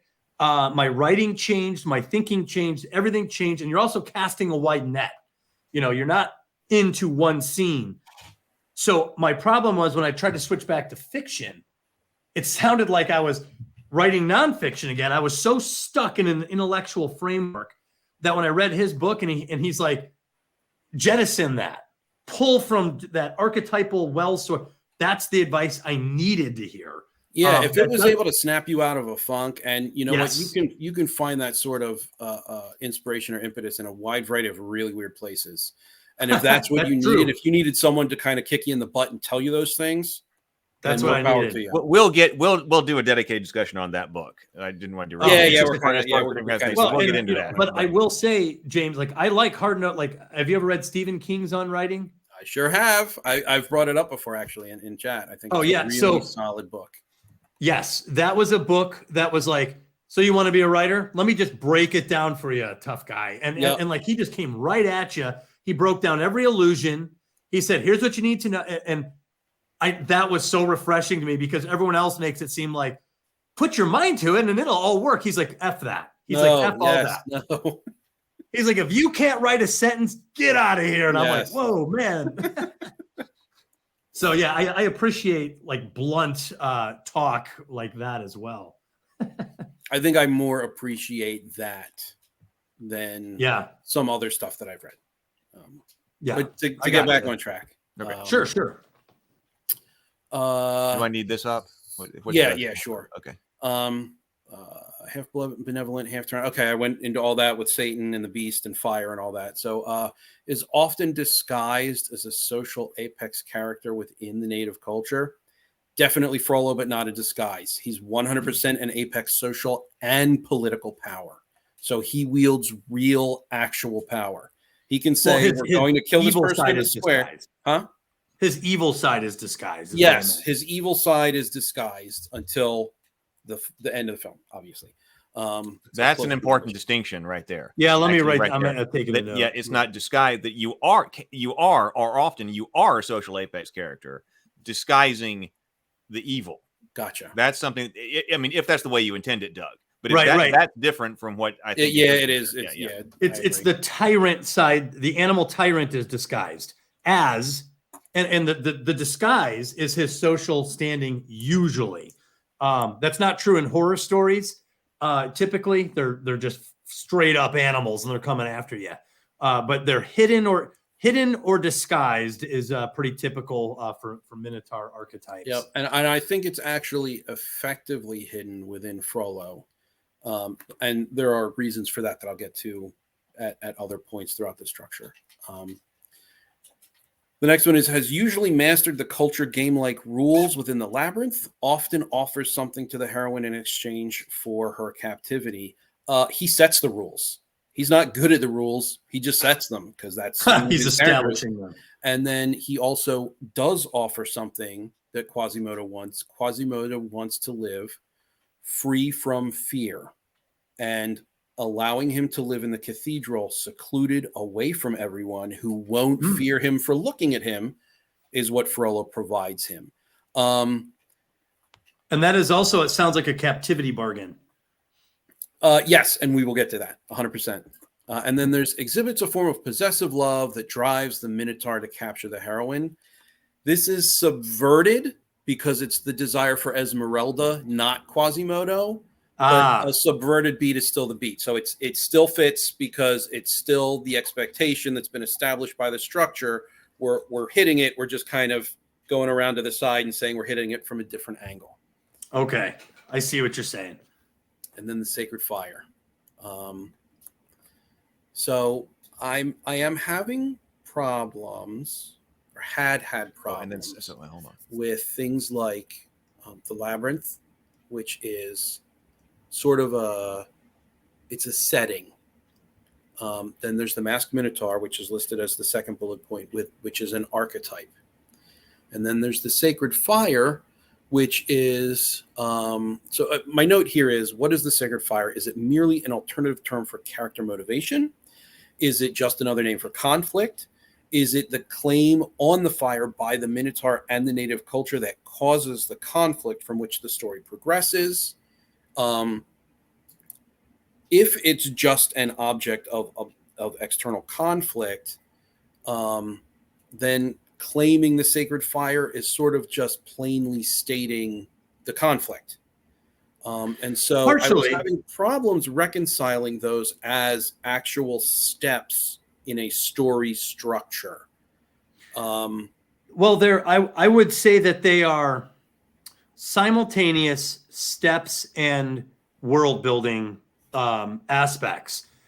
Act one, I called it orientation, because in a lot of hero-centric stories, you are building out the conflict just as a storyteller.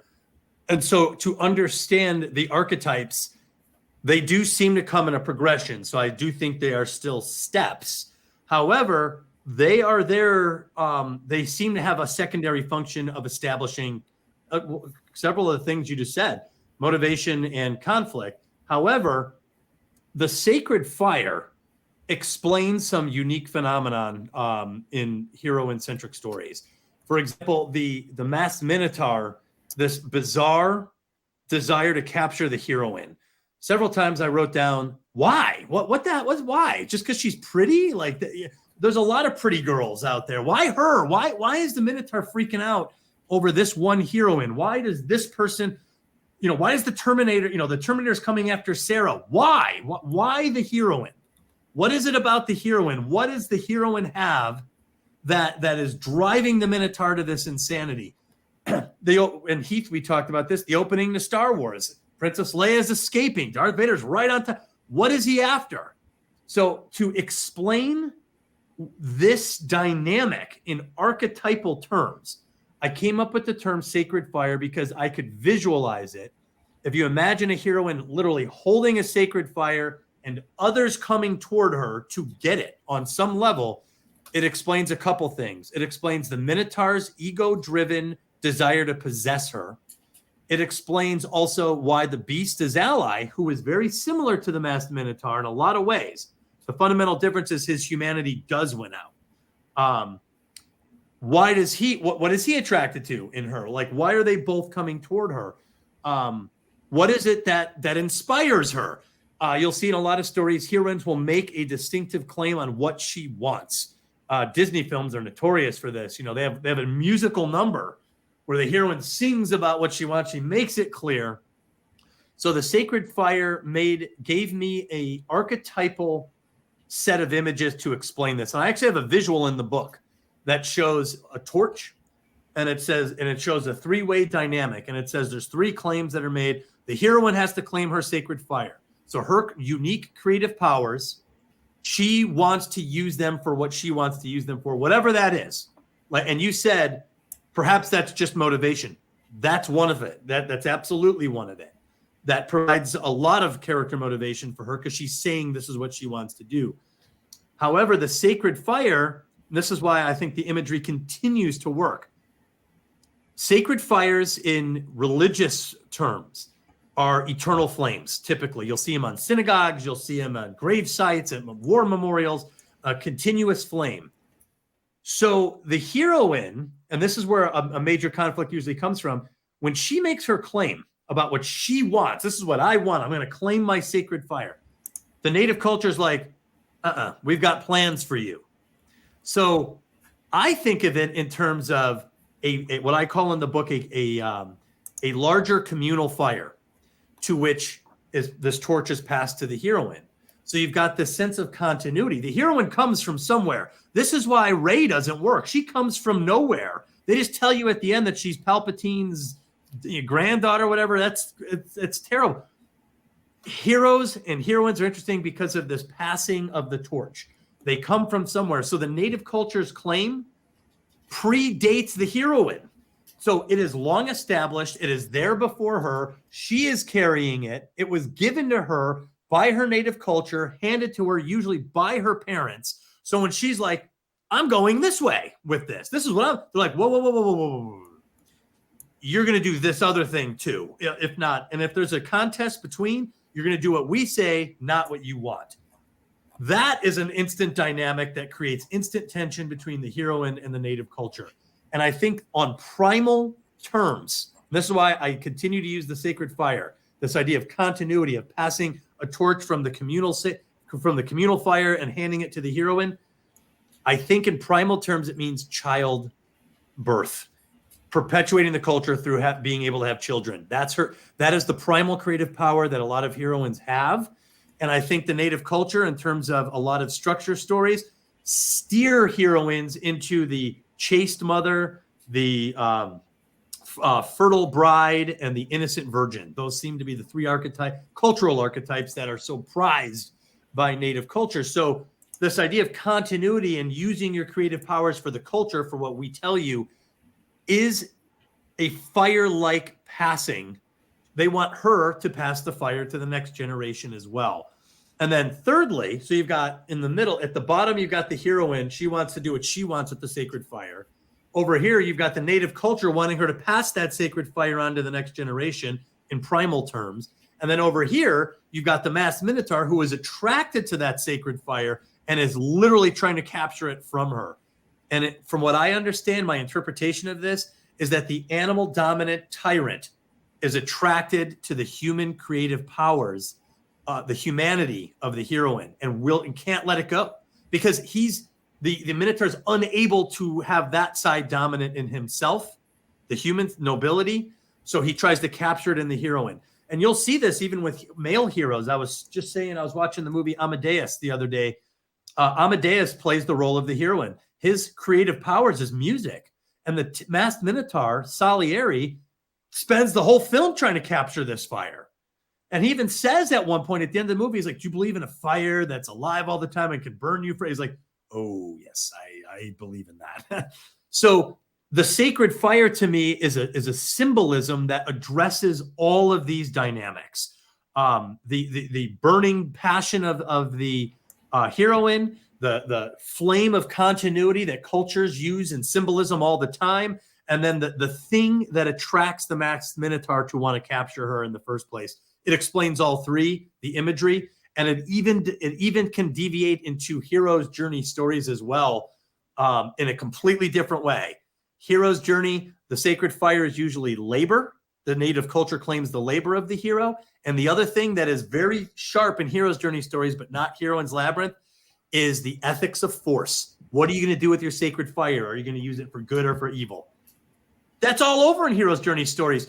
That doesn't take place too often, if at all, in a lot of these heroine-centric stories. They're not usually tasked with this burden of, are you going to use your powers for good or evil?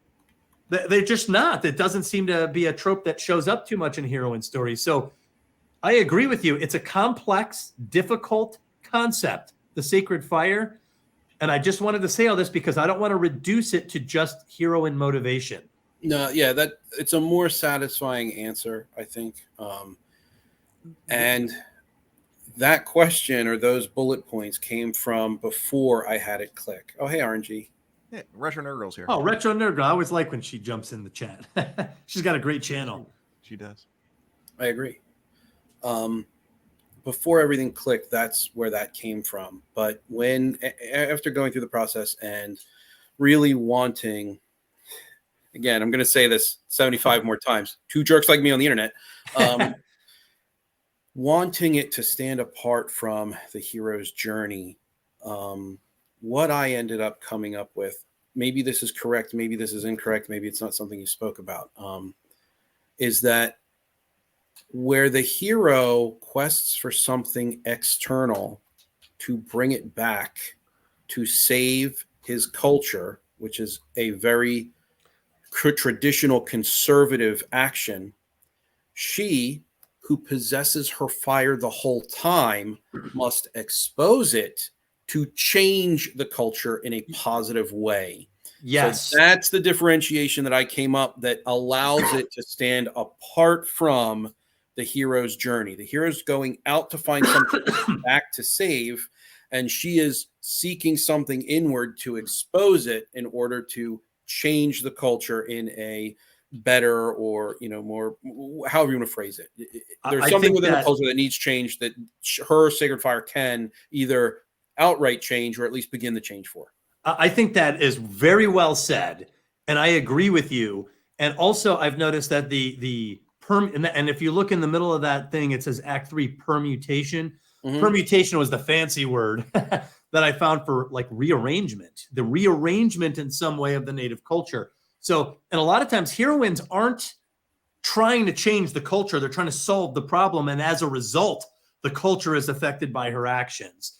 And that is, you just said, a great distinction.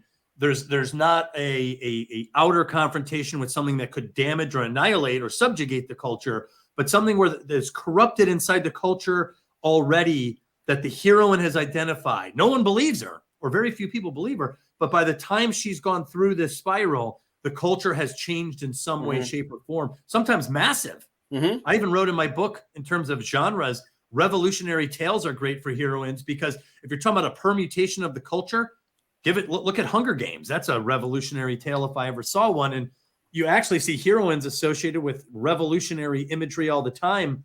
That great painting in France, Liberty Leading the People, is this like topless woman with the French flag. And so the idea that the heroine is oddly or uniquely suited to change a tradition or to change perceptions of a gender role or to change a law or something that's unjust inside the Native culture, heroines tend to have to ferret that out, and by standing by their convictions on it. I think there's also really strong imagery between the illusion of the Native culture and fire being a light giver, sort of blasting that illusion away. It's exposed. That's to light. actually a great point. It's come to, it's come to light for everyone to see, who is sort of, they were all, while they were perpetuating the illusion, they were also experiencing the illusion. Yeah, Moana, which, by the way, is not a perfect Heroine's Labyrinth by any stretch, does have a pretty dramatic permutation moment at the end when she restores. She restores the Native culture by basically her sacred fire is to be an explorer. That's what she wants. Native culture says, nope, we stay put on this island. We do not explore. And there's no real masked minotaur trying necessarily to possess the heroine, but there is a masked minotaur. And it's all resolved in the end because her want to become an explorer was actually the original cultural core value of the island. And she restores that. She restores the original purpose of the culture, which is to be a seafaring, exploring culture. So Moana wraps it up kind of nice, but it does have a great permutation moment at the end. There might be two things in here. One thing that I heard in the very beginning, which I think is very important, that you said, Doug, but then we kind of went in a different direction. So I'm wondering, make sure this isn't like two parts of the sacred fire or something like that. You said in the beginning, when the sacred fire was brought up, you said that you wanted it to be something that makes, that it needs to be something that makes this particular heroine special, that is drawing the masked minotaur and there are other people to her, an attractive force. Right. Yes. Why is it this person?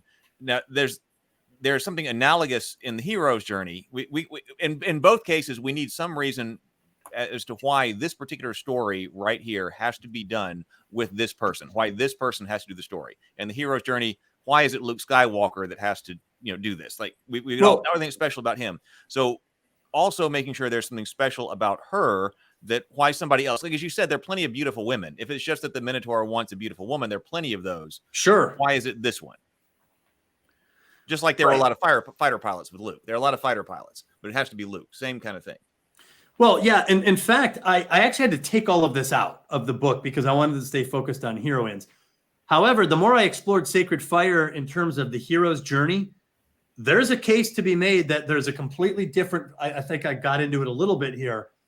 You can make a case that heroes have a sacred fire as well. And some of my notes that I didn't put in this book, but I do want to touch on this at some point. Sacred fire story, or the sacred fire aspect for heroes, tends to be a little bit different. They tend not to be picked for their creative powers, but for their competency. The Native culture usually claims them for their labor, and the hero must become competent. And that's something big. Secondly, there's all the reason why sometimes there's a mentor figure necessary, because the hero must learn, and this makes sense with fire still. Fire can either smelt ore and metallurgy. It can provide heat. It can provide light. It can be this great thing, or it can burn down houses. It can, create illusions. It could be a force of destruction. Heroes tend to be faced with this idea of how are you going to use your sacred fire, for destruction or for good? Karate Kid, Star Wars, Lord of the Rings all have discussions of good versus evil in these stories, and it tends to be based on how the heroine is, which way is the hero going to break. This ethical premise of the ethics of force is almost entirely absent in the heroine's stories that I studied. They're rarely faced with this. Make sure you use your talent for good. That's just not something I've seen as an archetypal trope in heroine-centric stories. They're just not faced with that usually. They're usually concerned with the ethical behavior of somebody else. Not that they don't or can't do something unethical. They can, but the ethics of force seems to be tied into hero's journey stories very specifically, whereas I don't find them in heroine-centric stories. But I do find the sacred fire dynamic that we talked about at first. Passion of the heroine and free will and free agency. I call it individuation for the heroine, for the culture, continuity, and for the masked minotaur, possession, possessive love. So the fire imagery works with those, but it's very complex. It's certainly not, if you said there was some confusion, I can't blame anybody for it because it's the longest chapter in the book. And like I said, even then I had to take out all the stuff on the hero's journey because I was trying to stay focused on heroines. Put it back in. Put it back in. I'm kidding. So, and the rest of my notes here, just for the way that the Hunchback falls into this particular step. So, the heroine should, Heath, if you want to bring the list up. Yeah. The summary this up at some point right here. Okay, so here is notes on the Sacred Fire. Yeah, so there it is. The heroine should claim her sacred fire early in the story. That's when Quasimodo attends the Festival of Fools and is crowned. His sacred fire is freedom, free from fear. There's a difference between, in his case, being free and being free without people fearing him for his appearance. That's interesting. So he wants freedom, but he wants it to be free from fear. He doesn't want, because he's actually a very empathetic character. In his introduction, he takes a little baby bird out of Hugo's mouth. It hatches in his hand. He teaches it how to fly. It sees the flock going off. It flies away with the flock. And so from the jump, he is billed as a very empathetic character, which is why it's important for him to not scare people, because he is concerned with his impact on society at large. So there's probably a little bit of a subversion there, but I didn't include it because bird imagery, speaking, his sacred fire is freedom, free from fear. Well, but bird imagery is often symbolic for freedom, freedom, Absolutely. and also bird cages for captivity. So birds are great examples symbolically for that. Yes. And then the next beat, the heroine's sacred fire will drive her motivations and become her primary cause. This is subverted in Quasimodo's case, because once he's exposed to the outside world and he experiences the truth of what Frollo has told him, which is that he will scare people, he chooses seclusion. So it does drive his motivation, but his motivation is subverted. He doesn't want freedom. He wants seclusion. He wants the freedom, but he wants the freedom free from scaring people. He doesn't want his impact on society at large to be a negative impact. And so rather than affect society in that negative fashion, he decides that what Frollo said is correct, which is very tragic because the giant jerk in the whole film is right. Then we have consider an object or a symbol for the heroine's sacred fire throughout your story. That's just a bulleted point of advice, but this is probably Quasimodo's toys. He has a whole toy set of the outside court with the different people, the different villagers that pass through it. Totally. So that's 100%, I think, hits that point. Now we get down to the claims on the sacred fire. So the heroine's Quasimodo's claim is, or his sacred fire rather, is freedom to be seen without being feared, initially claimed at the Festival of Fools. I guess I just double wrote that.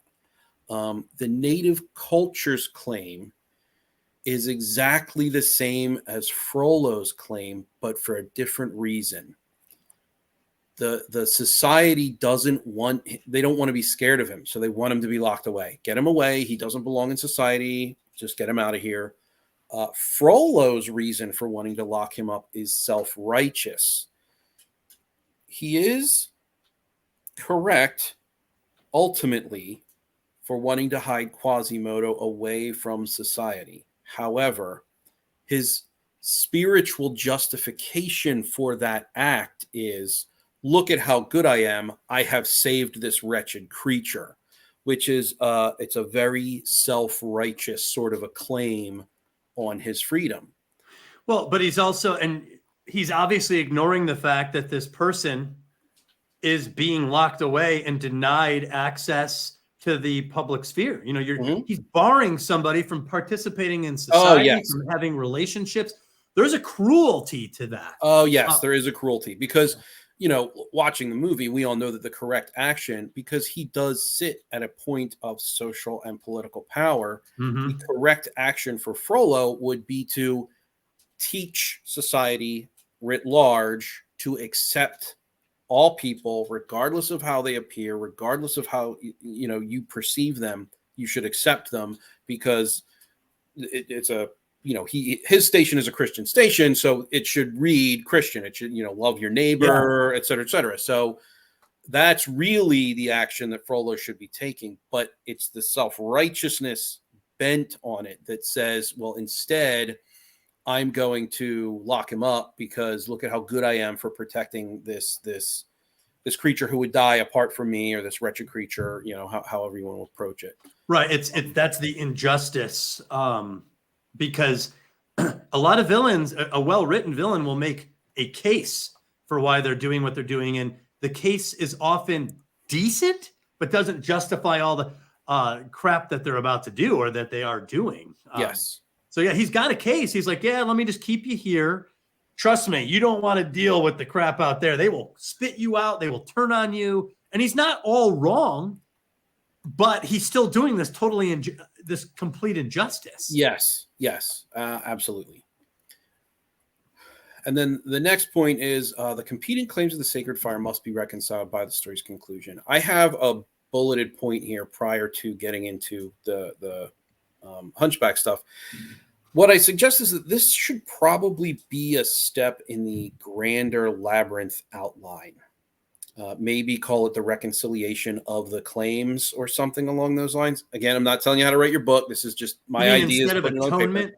You mean instead of like atonement at the end of that Labyrinth? Well, specifically the reconciliation of the claim, because my note here for the Hunchback of Notre Dame is Frollo is dead. He no longer lays claim. And a small girl representing the future of society and the direction of the native culture holds his face without fear in compassionate love as an equal, and then he is free. So because this exists so drastically apart in the story, because as I was sort of going through the exercise, this reconciliation takes place apart from the sacred fire's definition and the claiming. So here is the sacred fire is introduced as the freedom of Quasimodo in the beginning of the film. So it just seemed like because this particular bit happened so far on the other side of the film that maybe it should have a callback or something like that. But that was really just an organizational note. That's good. That's important because you're saying it must be reconciled. So you don't want this to get lost. Right. Yeah, so because this is the dynamic for the conflict in a lot of heroine-centric stories. They feel pressure from the native culture to conform to one path. They know they have their own internal desires that they intend to follow, but are dissuaded from. And then you've got this individual who is claiming and trying to capture the heroine. So that dynamic is very persistent in heroine-centric stories. And I think I was just trying to make a note for the writer, like, hey, the reason we're putting this in here is, this is the dynamic, this is the conflict dynamic. This is what will have to be resolved. But I see what you're saying, and I will say I used the word atonement, perhaps in what I mean to say is reconciliation. Oh, okay. As the final step. Let me bring up that. Okay. So yeah, my final step, I wrote atonement, and I think I did that. I actually tried hard to stay away from anything that matched the hero's journey, but atonement might not be the right word. Maybe reconciliation is a better word for it. It could be. Okay. I guess if you read the chapter, because I do explain all the ways of atonement with the native culture, atonement with self. The mother. I think the mother is another one. Atonement with mother. That was one of the big things I took from Maureen Murdoch's book. The mother-daughter dynamic in books is very unique because the mother, simply by being a mother, has adopted the request of the native culture to perpetuate culture and to make life. And this is what heroines do not want to be pigeonholed in. They do not want this. They're rejecting this, and by default, they're rejecting the pressure of the mother. It creates a very unique dynamic. Well, And, on the website you mentioned, which has been revised. yes, But on the website, it still accounts for the matriarchal paradox and tradition breaker. yes, And these are notes that I took, and they're here, but I've crossed them off because these 2 bits have been incorporated further down into different steps along the way now. They've been subsumed into atonement. Right. So listening to you say this I realize I may have explained this, but maybe my word choice did not. Maybe that's the wrong word choice for that final. Well, I'm also working off of a synopsis and not the actual document. So, like, I don't have your manuscript, and I expected there to be a lot of things that I mentioned that you have addressed. I just don't have them in front of me because the book. I got you. So, atonement might be perfectly reasonable, and reading the bullet points of atonement, it's like, okay, yeah, that makes total sense. But because you're calling back to the sacred fire, I mean. What did I say? Resolution. What was it? Reconciliation. Reconciliation. Atonement and reconciliation. Yeah, reconciliation might. Yeah, atonement and reconciliation. It might be better, just at least in that mindset that I was in at the time I was taking these notes. I got you. And then after that, I have the captivity bargain. So the question I have here is the captivity bargain merely a double subverted refusal of the call? A double subverted trope is still the trope. I don't know how appropriate this is anymore. I actually think it's super appropriate. I'll tell you why. In fact, No. I mean my question. I don't know how appropriate my question is anymore. No. Yeah, I'm not. When I'm looking at my notes, it's according like to this, it comes before the call to adventure. Yes. Yes. And so I actually, in my notes, I call back to this in the call to adventure because it depends on where you position the call. But after going through the exercise, it made more sense. And I feel like I left all of my notes in here, whether or not I agreed with them anymore or not, just because I feel like it would facilitate a better. No, yeah, keep going. I'm just going to step away for just a second. I just thought that it would facilitate a better conversation. And because I know my headspace when I wrote that, there's going to be someone else out there that might need this addressed. Sure. Yeah. But I don't really necessarily think that my question really applies here anymore. Okay. But if you want to answer it, be my guest. Well, I'm just going to say that, there's a lot of effort in stories today to not show or depict or portray female characters or heroines as struggling or captive. The captive princess is becoming a loathed trope. I make a case in my book that this is an important step, not because we want women to be captive, obviously. My whole point is the second you put a bird in a cage or show a girl in a tower, our intuitive human response is get out of there. Yeah. It's a counterintuitive step toward freedom. The reason it's the first effort of the heroine to reconcile the demands of the native culture, the rivaling claims. You have those 3 claims. The captivity bargain is an inexperienced or less mature effort to solve that. She agrees. She's like, you're right. It's good for me to stay out of the public light, like Quasimodo. You're right. It makes sense. You make a good case. So I agree. I'll accept the bargain for me to be captive. The reason it's important is because it gives the heroine a seat at the table. She's agreeing to it. She almost always does it voluntarily, or there's heavy coercion. There's something convincing there that makes her accept the reduced role for herself, to surrender her individual claim to her sacred fire, to surrender her dream in some sense. So she agrees. She's like, yeah, it makes sense. I get it. The problem is her sacred fire is not going anywhere. So she knows that. So she's going to have trouble to deal with it. So the next part of the story is usually her acting in a non-conforming way, secretly, while publicly conforming to this captivity bargain. And it's important to me because the broken truce, which comes late in Act 2, is her breaking this bargain. She's like, I'm not doing it. I've made my stand. I'm going this way. Screw you all. And the native culture will turn against the heroine, as it often does. So that's why I think it was an important step. And I don't think it's outdated. I think a lot of women and men can relate to this when we're younger, this bad bargain that we made with authority figures or parents. We're like, yeah, okay. And then we regret it. We're like, I'm not doing that. So it's an important step that the old captive princess, has a lot to say. That's the beginning of her story.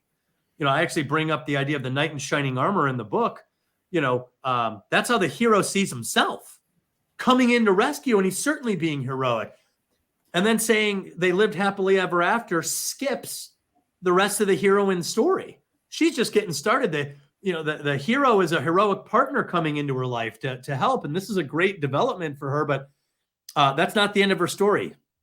Anyway, the captivity bargain is actually a pretty important step in this structure, because she's accepting the rules of the culture and the positions of the native culture, and sometimes the masked minotaur, by accepting this reduced role. In old literature, the masked minotaur and the native culture are related.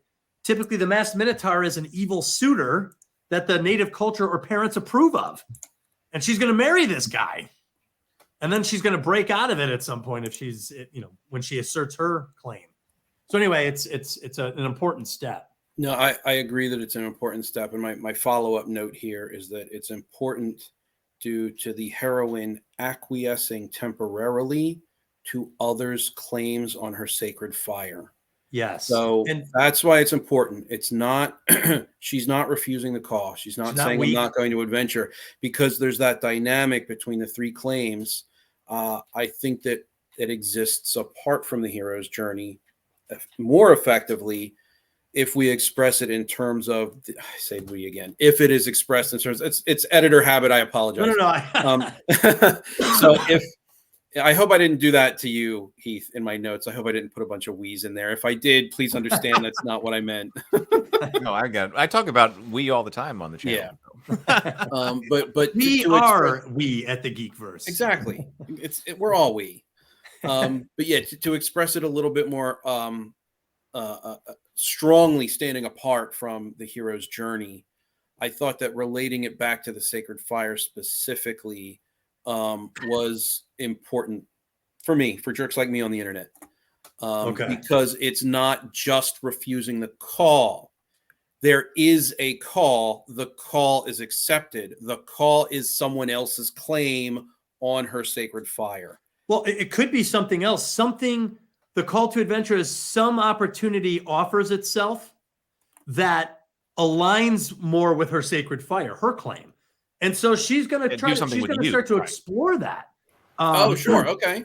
Yeah. So while pretending to honor the captivity bargain at the same time, which as the story progresses, this becomes irreconcilable. And that's where you get the broken truce. When push comes to shove, the heroine asserts her claim on the sacred fire. Gotcha. And there's even do you ever read the Yellow Wallpaper, like that short story they made us read in school? Or The Lottery. That's where the native. These are short stories where the heroine is destroyed, and it's because she never claimed her sacred fire. She was destroyed under the weight of the native culture's claim to her. Even in these short stories, you see this kind of dynamic. In The Lottery, the woman is stoned. And in the Yellow Wallpaper, she goes mad. Are they drawing lots to see who's going to get stoned? Is that what the story is? I think so. I think have you ever seen the Dragon Slayer? How the princess put the Dragon Slayer with Peter McNichol?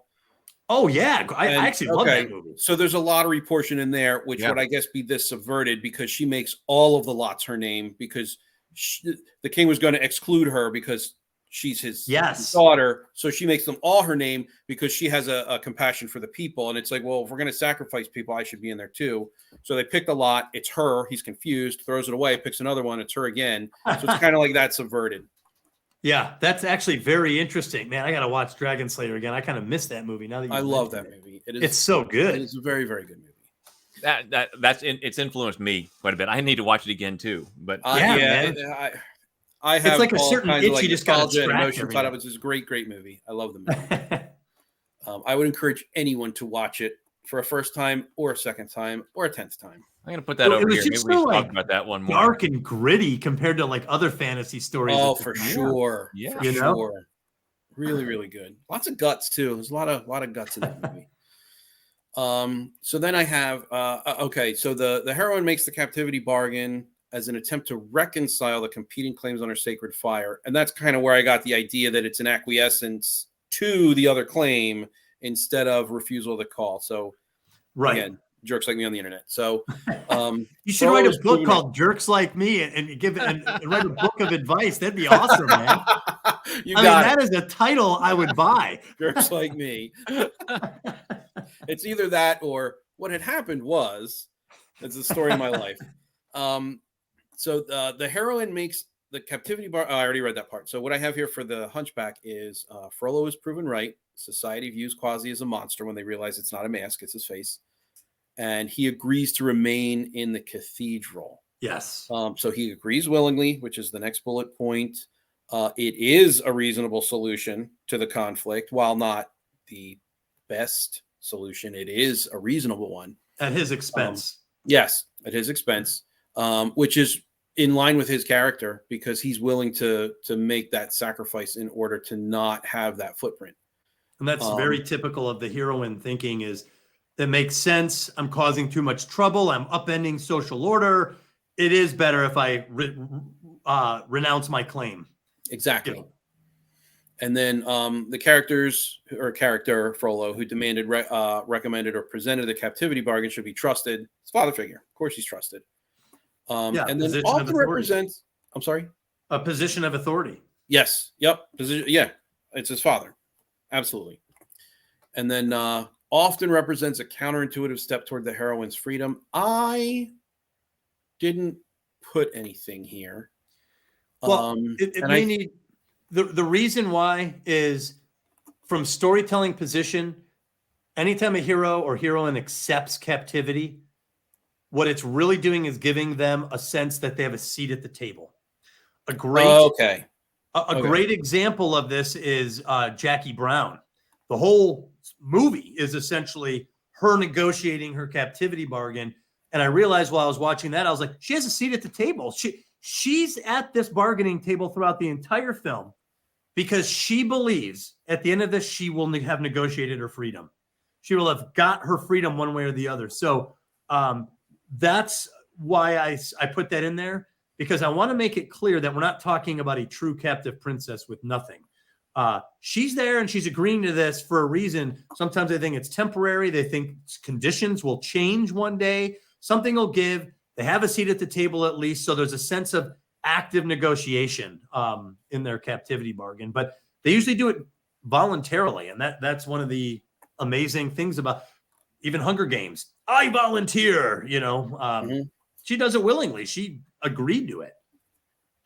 That's really interesting that it gets her a seat at the table. I'm going to have to think more about that. Well, that's what it ends up being the Masked Minotaur's undoing. I think misunderstood that point because I thought that it was more of like, I was confused in how to take it. I thought that it was maybe, it's progression in the plot. It provides that beat within the plot to get to the next point of the plot. Like I think I maybe misunderstood it. I didn't know how to address it, and so I just didn't have any notes for it because I didn't want to comment on something that was I found unclear or that I was misunderstanding.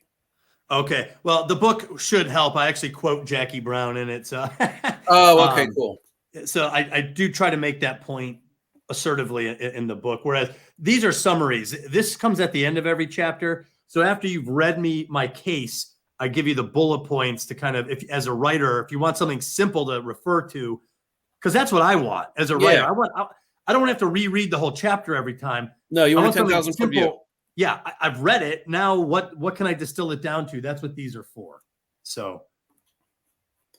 Okay, now we're on to the Black Swan. And I have some questions here. So this I found to be, it was very out of left field, but in a very thought-provoking way. So this isn't something that I was expecting, and because I wasn't expecting it, my initial comments are, at its most limited, this is a plot beat, not a structural step. And at its most robust was supernatural aid. If it helps the heroine, it's played straight. If it hinders the heroine, it's subverted. Again, comments likely don't apply anymore, but that's how I initially thought of it. But and I'll try to keep this brief because this one is unusual, and it doesn't always fit into Act 1. I've seen it almost spread out evenly between Act 1, Act 2, and Act 3. Okay. And my problem was why? Why am I seeing apocalyptic imagery, natural disasters? Why are these showing up in heroine-centric stories? And I ended up coming up with multiple reasons. One is, and I'll give you an example real quick. Act 1, the tornado in Wizard of Oz. Tornado comes in, acts like a huge catalyst. It's clearly a part of a natural disaster. In Act 2 of Terminator 2, you see Sarah witnessing an atomic explosion in her dream. There's literally a nuclear bomb going off. Princess Leia in Act 2 sees Alderaan blown up from the Death Star. In Act 3 of Their Eyes Were Watching God, there's a hurricane that comes in and wipes out the culture or wipes out her whole area. So I was like, and I've heard discussions that women have been associated with chaos, which I understand from the story side because I'm seeing the association with chaos. And obviously, it strikes me, my sensibilities a little bit to say that women are chaotic as unfair and unqualified, even though I'm seeing these tropes in stories. So my question was, what is the association, if there is one, between heroines and chaotic forces, apocalyptic imagery? And I have three answers to that. Actually, and Cameron Pasha came up with one of these three. He gave me a context for that, or another reason why.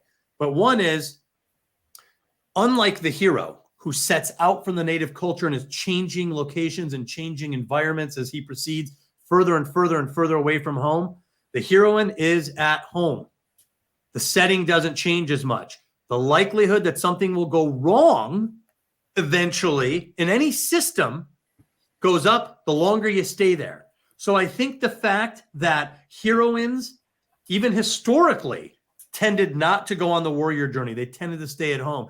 I think foreign occupation, something comes into the native culture at some point and upturns everything. I think this is something that is innate and archetypally ingrained into the heroine's psyche because she is staying in one location where something is likely to disrupt it. So I think it's a natural accident of a location setting. And that's why you see Scarlett O'Hara with Atlanta burning down to the ground behind her. You just see this because at some point, something's going to come in, a black swan occurs. So I think possibly the historic role of women inside the culture, being home, being within the native culture, generally speaking, speaks to this. Something happens at some point and all the predictable human organization collapses.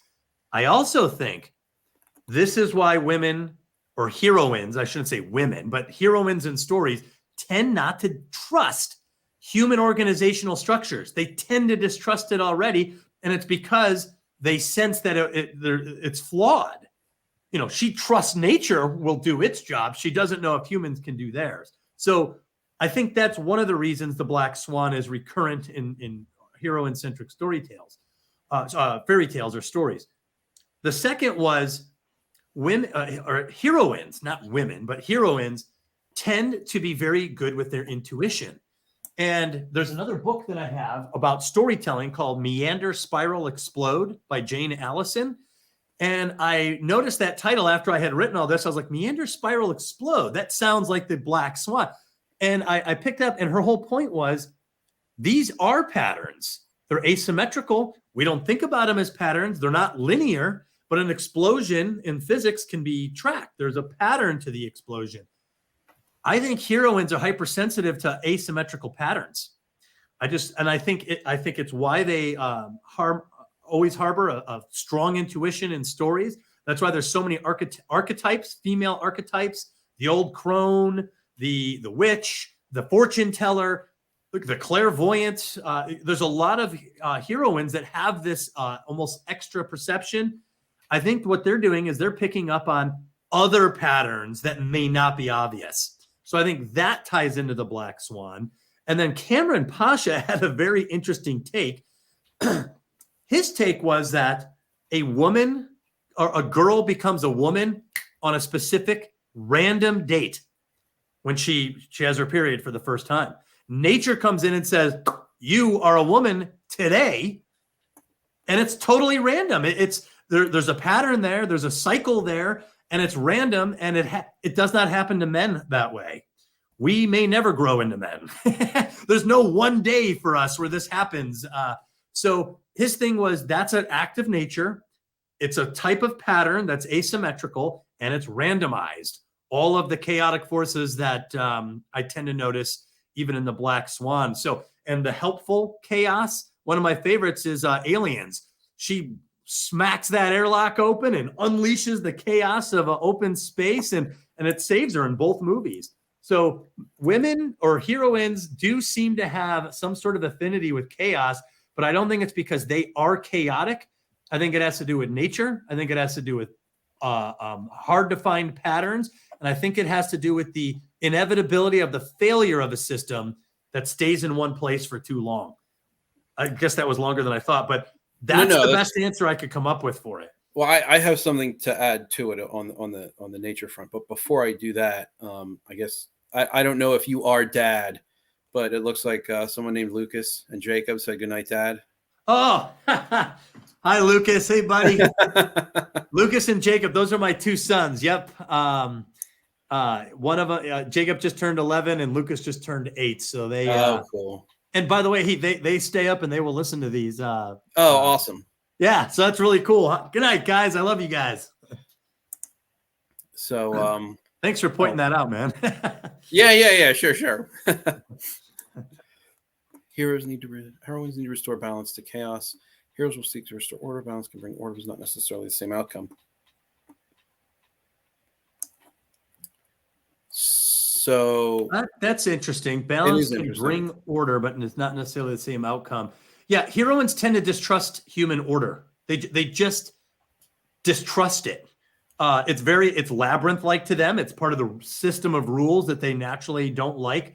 So in a weird way, the Black Swan comes in and shows the flaws of the man-made structures. And that's why that's what my note incorporates. So all the way down, before I get into addressing each and every bullet point, so I say at the very bottom, that last one, the Black Swan reinforces the heroine's distrust of predictable human conventions. Yes. I say this is possibly due to Frollo setting fire and killing Esmeralda while Quasimodo is chained up to prevent him from interfering. I say need more information from Doug, but what I ended up coming up with on my own is that women are tied to nature. Crones historically lived in the forests on the outskirts of towns. They weren't frequently gone to, but when they were gone to, it was for natural remedies or some sort of ritual concerning the old ways, which is usually a very animalistic, primalist sort of way. And so the way that I reconciled this against the structure is that the chaos, it's not chaos in the way that I interpreted it, but what do I know? But while I was sitting here trying to understand what was going on, it became a sort of representation of the old ways, but in a very immediate, urgent sort of way. It's almost like a klaxon going off that's telling the heroine you have to resort to your, essentially the sacred fire, which would be you can incorporate nature in the old ways. Like you have to resort to this in order to prevent the catastrophe that comes out of this event. And that's kind of how I read it. I could be wrong in the reading, but the fact that you said, you said nature is prone, I think that, No, I think those are great comments, and I agree with you. I do think that you said like a klaxon going up. I agree. There's something that, and in part 2, exploration, it's not on this it's a sub comment, but the Chambers of Knowledge and the Chamber Guardians, The process of that is what sharpens the heroine's intuition. And intuition is a very recurrent thing that heroines cultivate in their stories. And to your point, it's what helps them solve their sacred fire. Like if you take this serious, you have to tune out what's being told to you, and you have to start learning how to trust your own discretion. And that's not easy to do because everyone's telling you to do something different. You got to somehow block that out.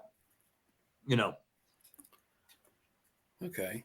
I see. I'm so glad I asked that question. I'm so glad I didn't rely on my interpretation, because that was a very comprehensive answer with the 3 different interpretations.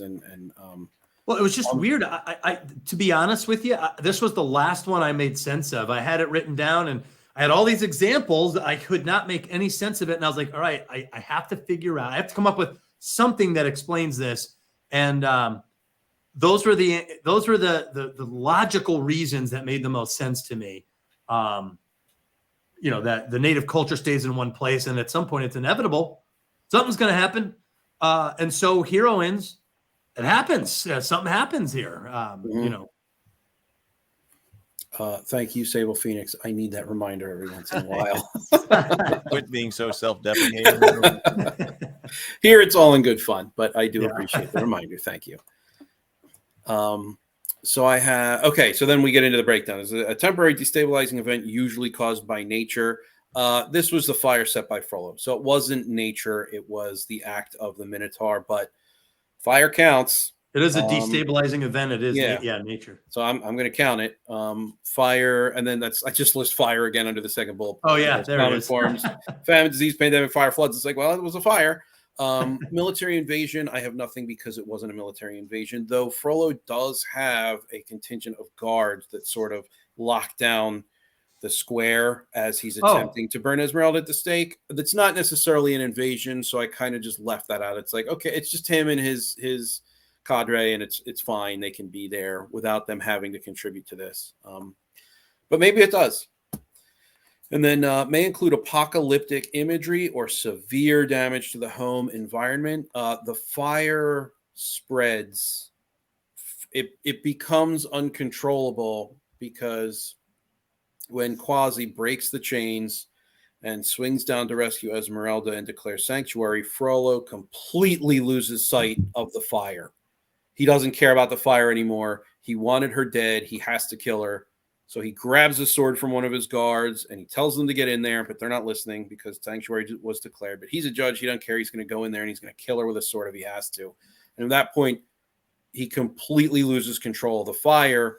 But as I said, fire is sort of an analog for Satan and destructive consumption. And the only time we see fire in the whole movie is when he's present. And so that's maybe not necessarily him losing control of the fire. It's following him up. It sort of represents his burning hatred. So as he climbs the cathedral, the fire's following him and it's going to consume everything, including him. So yes, damage to the home environment absolutely occurs. It's the cathedral. I already read you the Black Swan reinforces bit. Yes. So I think that's valid. I think the way that I phrased it, due to Frollo setting fire to kill Esmeralda while he's chained up, that sort of reinforces that mistrust because he's chained in an area where he can watch this happen. And so now it's sort of been proven out that his mistrust was justified because here is this arbiter trying to, kill what he loves. And the fire both hinders and helps Quasimodo because it hinders him because his home is on fire, but it is eventually what defeats and consumes Frollo. I mean, without a battle, there is no battle. Quasimodo doesn't lay a hand on Frollo. He just dies. He slips and dies, and that's the end of him. That is like the 0G for Ripley, where it helps and hinders, and almost gets Newt and Bishop. Yeah, exactly. Wow, and all that was before the Call to Adventure. Are you kidding me? We're not even.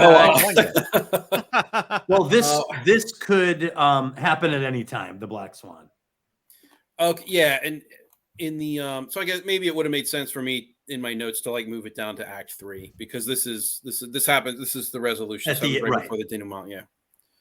So then, call to adventure is, I think, pretty self-explanatorily a call to adventure.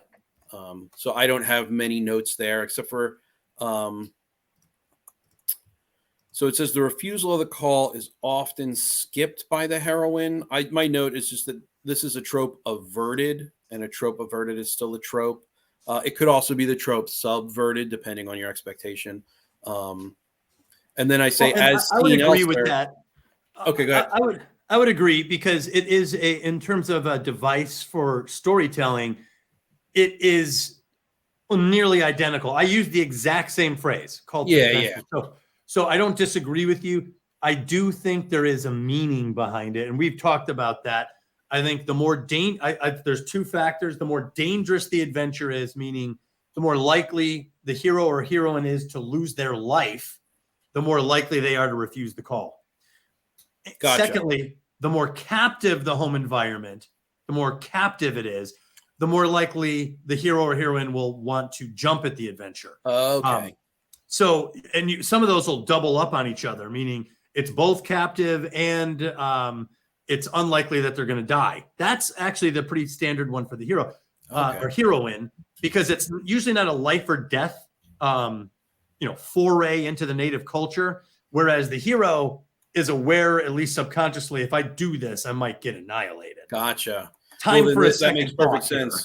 I still think here that this is where the terminology. I mean, we say you were saying it's a trope, James. But it seems to me like the rejection of the call to adventure seems like it's deeper than that. And we were looking at our distinction between a trope and an archetype and something like that. The rejection of the call to adventure seems more archetypical to me. It would go in that direction because it's something psychological. I think that's a perfectly reasonable interpretation. But within archetype, what it said was stories or characters. So the hero's journey might be archetypical, but the step within the story, and that, that's if you want to get into the weeds and do the nitty gritty. I decided in this exercise to get into the weeds, but I absolutely agree with you. I think that your interpretation is perfectly valid. This is just how I'm using the vocabulary. And you're right too. I think you can have a subverted archetype instead of a subverted trope. So a modification or a variant of an archetype, or an archetype that hits different steps, works as well. So I think you could still subvert the archetype to some extent. Well, and to be perfectly honest, that's probably what this is. It's a subverted version of the same moment, and the meaning, and the difference actually carries a different meaning. And I think that's why there's some archetypal substance in the difference to refute, to leap at the call and get the hell out of a captive environment, to explore your sacred fire, and the likelihood of your death is low. So why not? I know that, in listening to conversations and participating in the chat, I know that very specifically the call to adventure is very important to you, Heath. And the refusal. And the refusal. And the relationship with willing heroes. Yeah. Yes. And I understand that is a very important, necessary piece. It's something that you understand well and you're very passionate about. And I don't disagree with that or your take at all. It was, again, I was being in a very nitpicky, in the weeds sort of a mindset. And so the way I took it was, while the story itself is an archetype, the steps within the story can be subverted or played straight or lampooned or lampshaded. And that's why I chose to use the language that I used. Is it the best language to use? I don't know. Maybe not. This is one of the best ones to use that thinking, because it's the same title as it is in the hero's journey. Right. So right.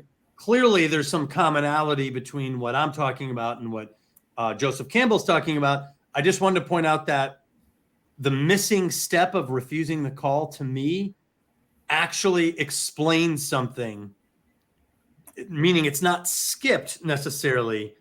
If it's integral. It's integral. Right. If I understand that this isn't a journey to potential self-annihilation far from home, then it's less dangerous. Doesn't mean it's not dangerous, but it's certainly less dangerous on that one level. The likelihood of refusing the call is reduced. Secondly, the home is more of a captive environment to a lot of heroines, so there's that added motivation to jump at that opportunity.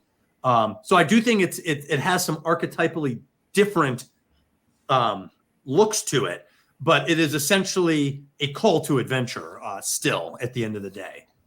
I do often bring up the call to adventure and the refusal because I got specifically called out on that. Cameron specifically called me out on the refusal of the call to adventure because in he your wrote, script. yeah, well, it wasn't, but in one of the things that I had sent to him, I had a willing hero and there was no refusal of the call. And so I got called out on that. So that's why I'm always that, and particularly how you, like, that's why I talk about embodying the refusal of the call in somebody else. Because like in that particular story, the hero needed to be, it's right for him to be willing. Okay, then what else? So you've got to put that on somebody else. That's why I often come up with that one. But I use that as an example. I'm often thinking about it because I specifically get called out. But well, and it's an archetypal event or a moment that's never skipped. Every story has to have some call to adventure. Or if it has is some skipped, kind of call to adventure, really right? Good. But like if Doug were reading somebody's story who was doing a heroine's labyrinth, maybe this is a good way to explain it. It was trying to tell a heroine's labyrinth story, but it's not working. And let's say that it's missing something. It's missing that, like, for instance, the reconciliation. And Doug said, my story sucks. Why does my story suck? And Doug goes, well, it's because you never have the heroine reconcile the competing claims of the sacred fire, for instance. Like, I know he said that was necessary, and it's not present in this particular script that I'm reading. So I hesitate to say, well, it's not present, so therefore it's there.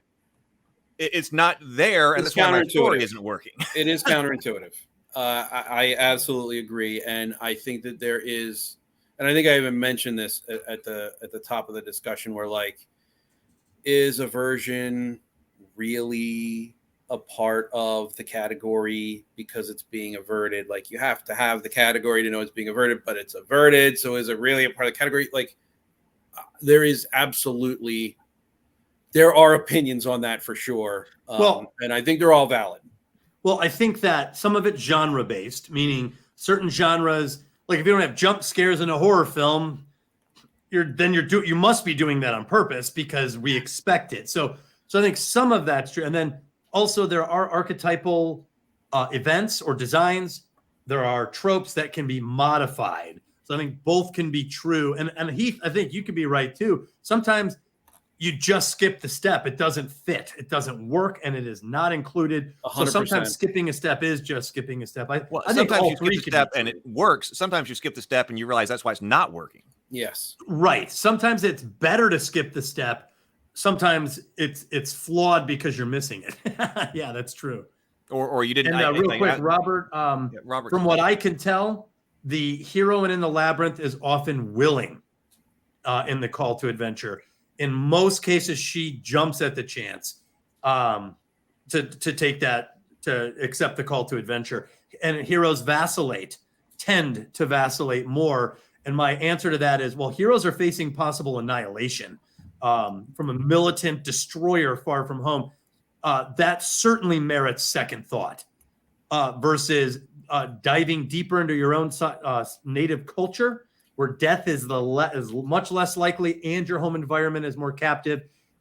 Much more easy to be willing to accept a call to adventure, and most heroines are. They are willing.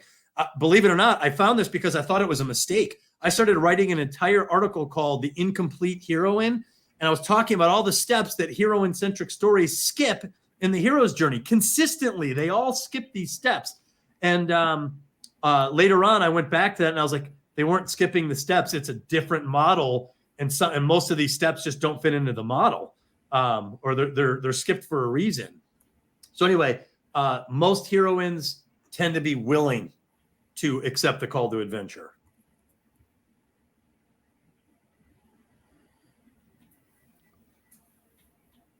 I think I might have missed that in Hunchback. Oh, all right. I don't think I recorded. Tragedy to triumph or triumph to tragedy are also needed with a character arc. This is alongside the... Yeah, so some of these are outcome-based, whether it's a tragedy or like James said, the Disney check. What do you call it? Not the V, the check. So yeah, I think some of those are based on the outcome. Like heroines often, in most stories, at least in the modern day, heroines assert and defend their sacred fire, and the native culture accepts that.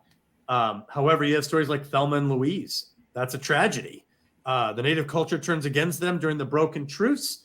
They come to a dead end in the labyrinth, and their solution is driving off the cliff. They decide to commit suicide rather than be captured. So, tragedy. The way the story ends, I think, determines whether it's a triumph or a tragedy. It could be either. You can have a triumph or a tragedy in a hero's journey. You can have a triumph or a tragedy in the heroine's labyrinth. In heroine's labyrinth language, it is whether it's a tragedy is whether or not the heroine's sacred fire is honored by modern sensibilities. If the heroine's sacred fire is honored, it's a triumph.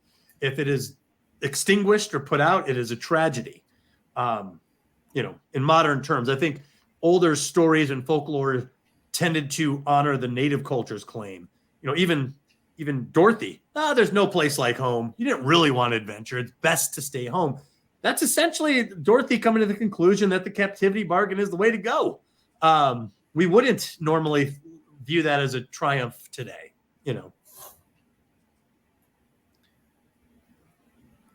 We'll have say on the distinction between triumph or comedies, but triumph is probably a more modern term because people think right. Comedy today, they think of humor. But the distinction between Drake has a very interesting take on that. Like he even talks about how to write the original Star Wars as a tragedy. So Sable Phoenix says, that's why the ending of Crouching Tiger, Hidden Dragon seems so weird to a Western audience. Yes, you'll find in more traditional cultures, they still like the claim of the native culture to win. The new Mulan, which came out in 2020, had a hell of a time working in a modern heroine. She has a sacred fire in that. Her chi, they literally give it a name, her chi. And she goes off and does her own thing, which is very similar to a hero's journey, by the way, because they're facing a militant outsider. However, I noticed at the end of Mulan that they're like, you got lucky this time. It's good that you did it because you won. However, you need permission. She needed permission from her father. She needed permission from the uncle to become a warrior. And I was like, there's the native culture kicking back in. You don't see that in our stories too much anymore, but China's still a very traditional culture in that sense. And they still like to see that the claim of the native culture is honored. So, and Crouching Tiger, Hidden Dragon, love that story, by the way. There's plenty of beats on this Heroine's Labyrinth that work great. And she's a tragic figure. She's a heroine that doesn't make it in the end. Well, where do we go from here, James? I think Cult of Deception is next. Okay. I have two notes. One is that the Cult of Deception seems to be the state of the world and not necessarily a structural element. This communicates like entering the labyrinth, the idea of leaving the ordinary world. It's just stretched across multiple steps. This is likely not applicable anymore, but well, I would say that it is an archetypal design. I would agree with that for sure. Right. So, in fact, a lot of the beats of a hero's journey are what I call archetypal designs. So the refusal of the call is an archetypal design, meaning there's a certain pattern to this familiar thing that we're witnessing or reading about. Mm-hmm. And a monomyth, to me, is a set of archetypal designs that tend to form an arc, like the hero's journey does. And I think this is a little different or distinctive or worthy of distinction in the Heroine's Labyrinth, because it is starting to reveal the specific archetypal challenges that the heroine will begin to run into. The Cult of Deception is sometimes decentralized, where characters try to misdirect, redirect, deceive, or obstruct the heroine. This happens all the time. And it seems to be a fundamentally different type of challenge and it's usually not combat based. It's almost never combat based. It's almost entirely social based. And it sometimes hides a central deception, or sometimes it just naturally misdirects or obstructs the heroine. It seemed to be a phenomenon enough that I wanted to highlight it. And I think I wanted to highlight it because it's so grounded in the fundamental problem with a labyrinth, which is the game-like scenario being penned in. Actually, you use the term prison. I think that's great because it reinforces that. It explains this behavior, why all these characters are doing that. Even neutral characters that seem to have no interest in the heroine will become obstructionists to heroines, which I found to be rather intriguing. Also, I think I talked about this a couple times. You get this a lot, especially in modern stories, how heroines are hit on by male characters usually. And I even think that is important because being hit on, if a heroine's trying to do something and she's getting hit on, that's the introduction of an ulterior motive in an otherwise neutral character. Character doesn't have anything against her, but now there's this ulterior motive that the heroine is going to have to deal with. So the cult of deception is I think, a distinctive type of problem that recurs consistently as the heroine explores this labyrinth. Okay. That makes a little bit more sense of it then. And I mean, obviously in Hunchback, it's just society writ large. They kind of just want him to go away. They don't want to look at him. They don't want to deal with him. And I think that is the deception. The deception is that the correct action is to just exclude instead of learning and accepting and loving within the context of a Christian society that, Victor Hugo was criticizing in the book. Well, but for that story, and I say if, because not every story has a masked minotaur. Mm-hmm. Sometimes the story could be completely driven by the heroine and the conflict with her native culture, especially in like 18th century literature. But usually there's somebody who's got a claim on the heroine, whether a suitor or an authority figure or somebody, a terminator. Someone's coming after the heroine usually. In the Hunchback of Notre Dame, the central deception of most of these stories is that the masked minotaur is good. That's the big lie. That this person, this authority figure, this social apex character is good. That's not all entirely true. So when the central deception is broken, that's when you can destroy the masked minotaur. So sometimes regular characters are extensions of that. So if a character believes the masked minotaur is good, then they're likely to act in a way that will treat the heroine as hostile. So because they believe the central lie, they believe the central deception. So they're still running interference because that's their job. They're acting on from their point of view. Perfectly reasonable. Okay. That's a very, very important piece I was missing. I was missing the connection of the central deception of the story being the Minotaur is good, tying through into the cult of deception. Okay. So I was missing that piece, and now I think that makes plenty sense, as well as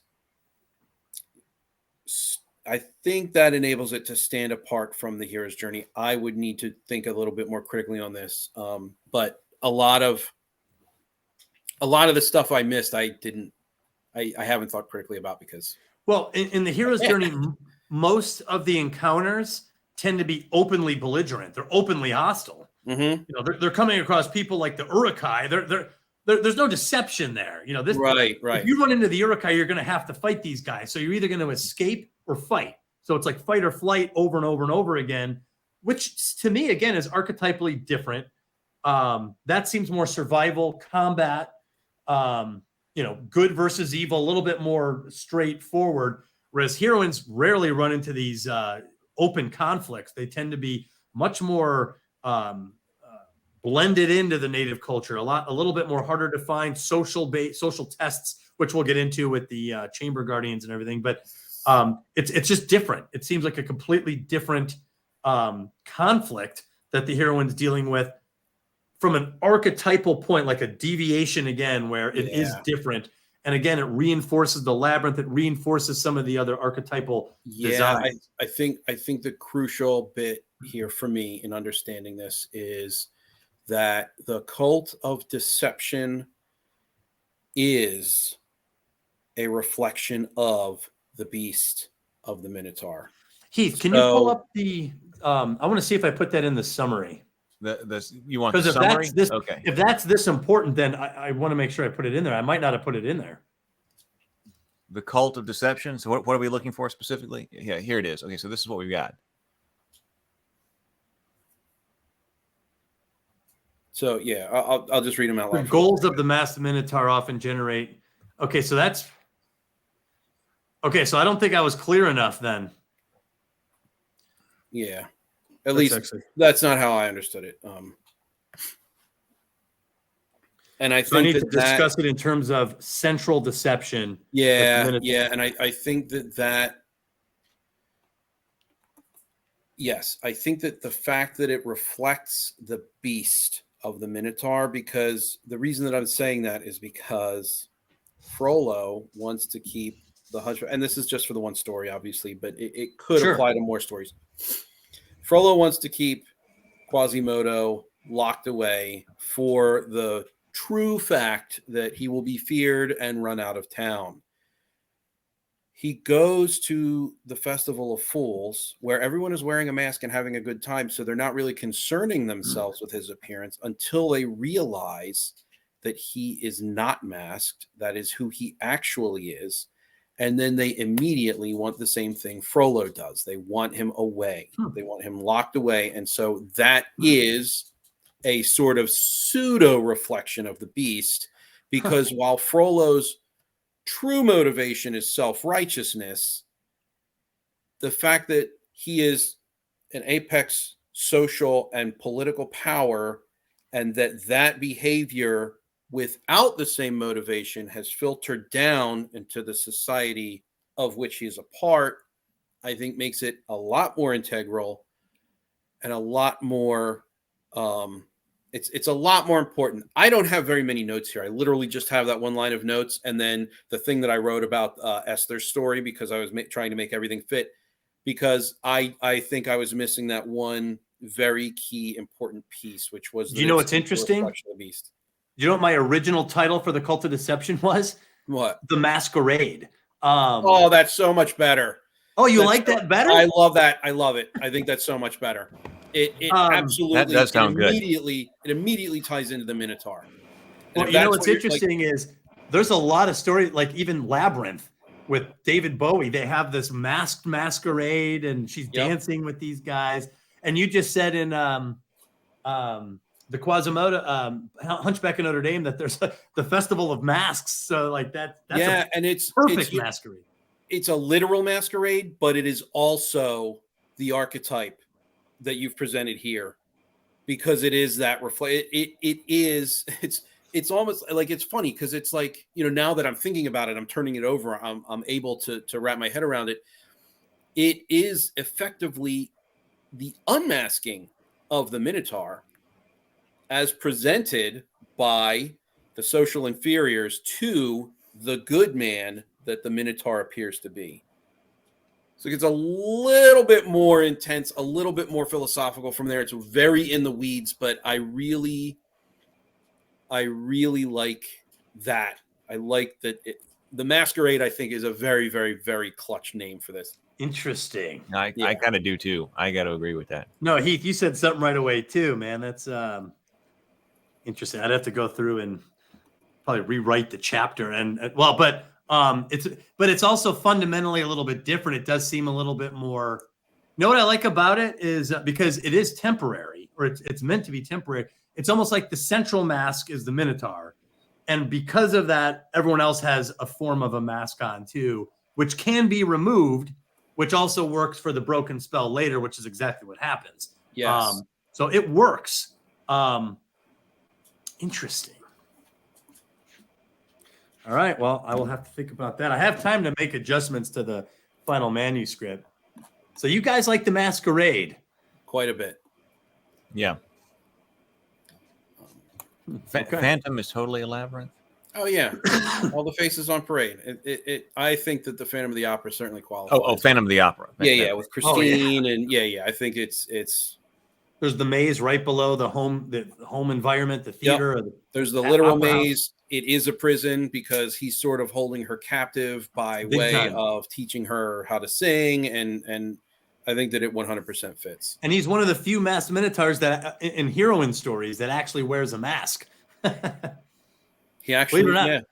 And we can get into that later. I'll talk. Okay, so Robert likes Masquerade. Robert is also on Masquerade. Yeah.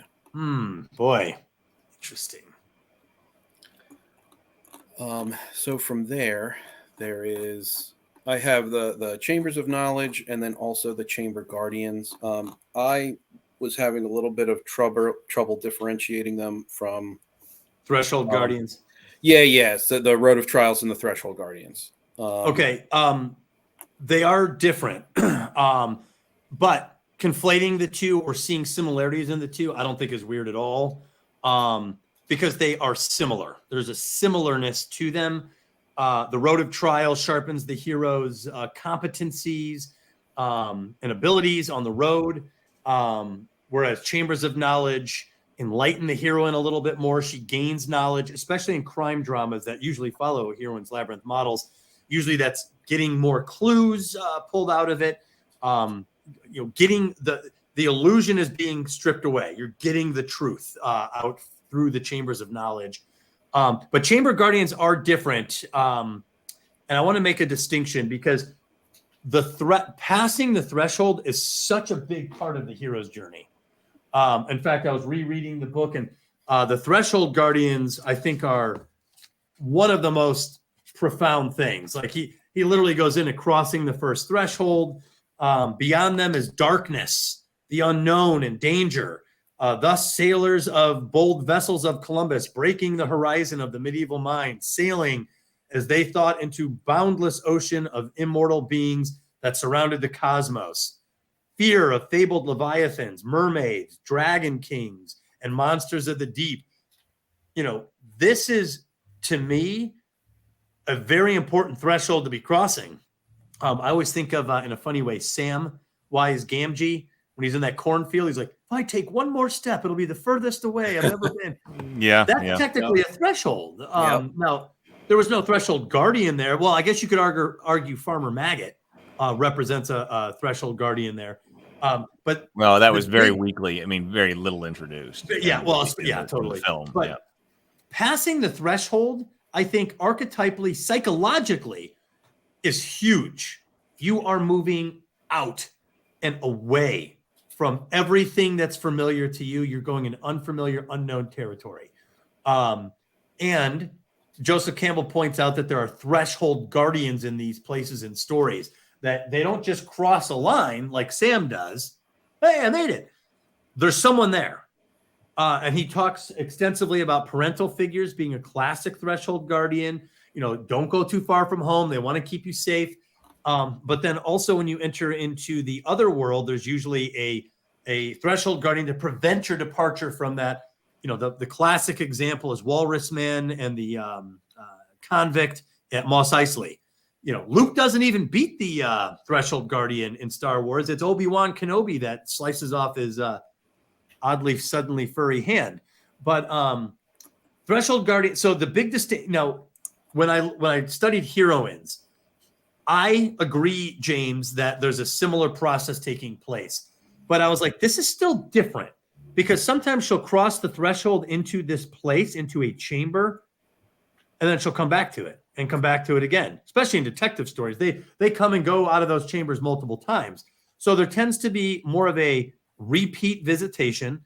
And two, there's this chamber guardian there. And I'm like, but he's not really blocking her passage out. He's not blocking her passage in. He's not really, she's allowed to come into this chamber. He has a function there.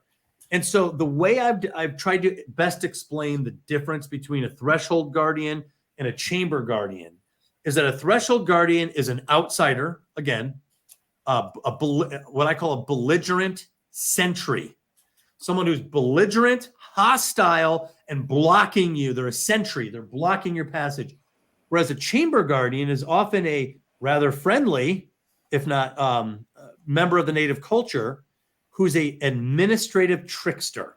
This is somebody who is trying to bar the heroine from the function of the chamber, which is to get information. The information is in the chamber, and the chamber guardian is preventing her from getting it. And I've even studied it a little farther. The chamber guardian tends to be, as an administrative trickster, his job is to provide this information.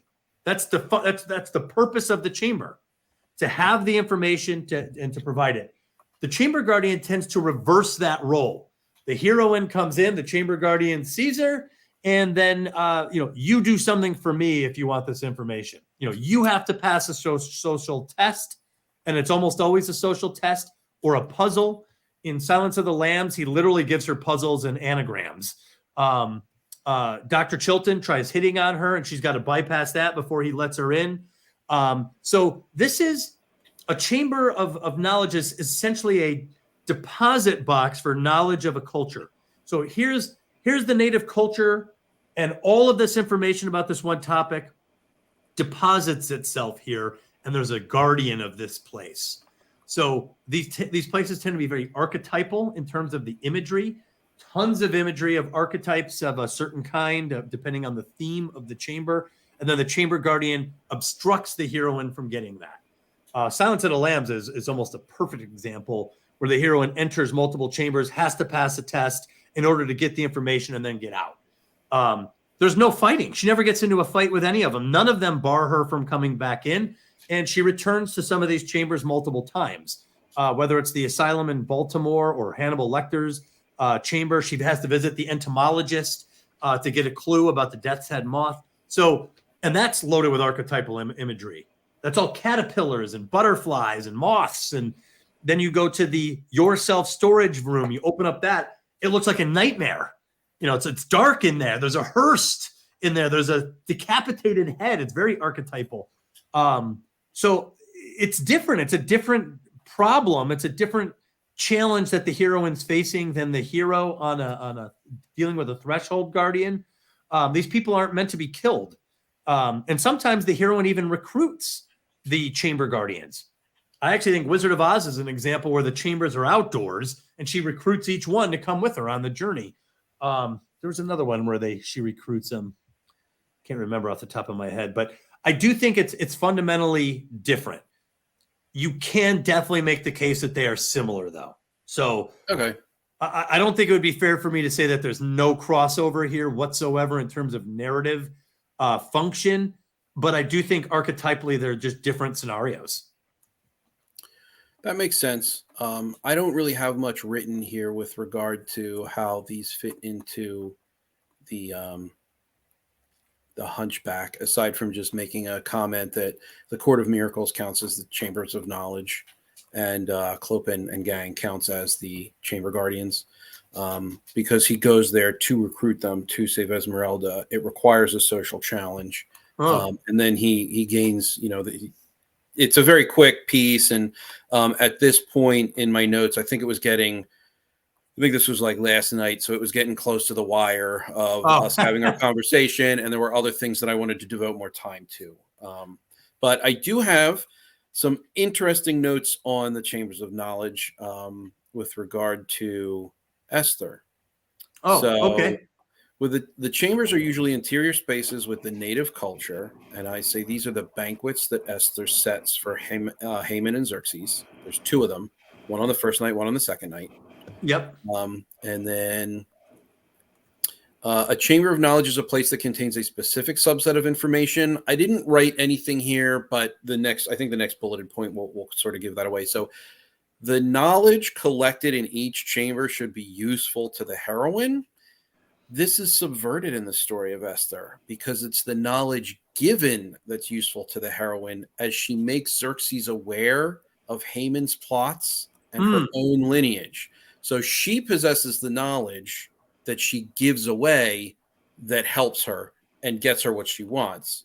And at that point, Haman goes away, and the Jews aren't saved yet. There's still a little bit more to the story, but I think that was very interesting within the context of that class of myth. That even going as far back as myth, the Bible, the subversion still exists, and I just found that to be a pretty interesting little factoid. Yeah, that is. Well, and she's making that interior space friendly space to her. Yes. That's very important. Yes. And then, you know what, Sable Phoenix, I am not at all as familiar as I should be with 1001 Nights, but I'd love to discuss it. Yeah, that's another one. The heroine is with a masked minotaur and has to entertain him over and over again. Okay. In her home environment. Okay. Scheherazade and what's the Sultan's name? Shoot, actually, it's like Saraya or something like that. I'm in 1,000 Nights. Yeah, I have to read that. It's really good, but there again, she's held captive in her home environment. It's with a social apex character who's half benevolent, half tyrannical. She ends up marrying him, and you could make the case that each story is a social test, because if he's not entertained, he'll kill her, like he did all the other bride to bees. I also have a note here. I do have one interesting note about the Hunchback with regard to Chambers of Knowledge. The Court of Miracles is not afraid of Quasimodo, and he comes to them completely uncovered. And this is likely because they are a group that use masks frequently to hide themselves. And they like to hide in plain sight. And so they are completely and totally unaffected. Sympathetic. Right. And so I say this is likely because they exist on the fringes of the native culture, like him, and frequently hide their faces behind masks intended to cause fear. So whereas Quasimodo does not want to cause fear, they do cause fear, and they do it to purpose because they don't want to be discovered.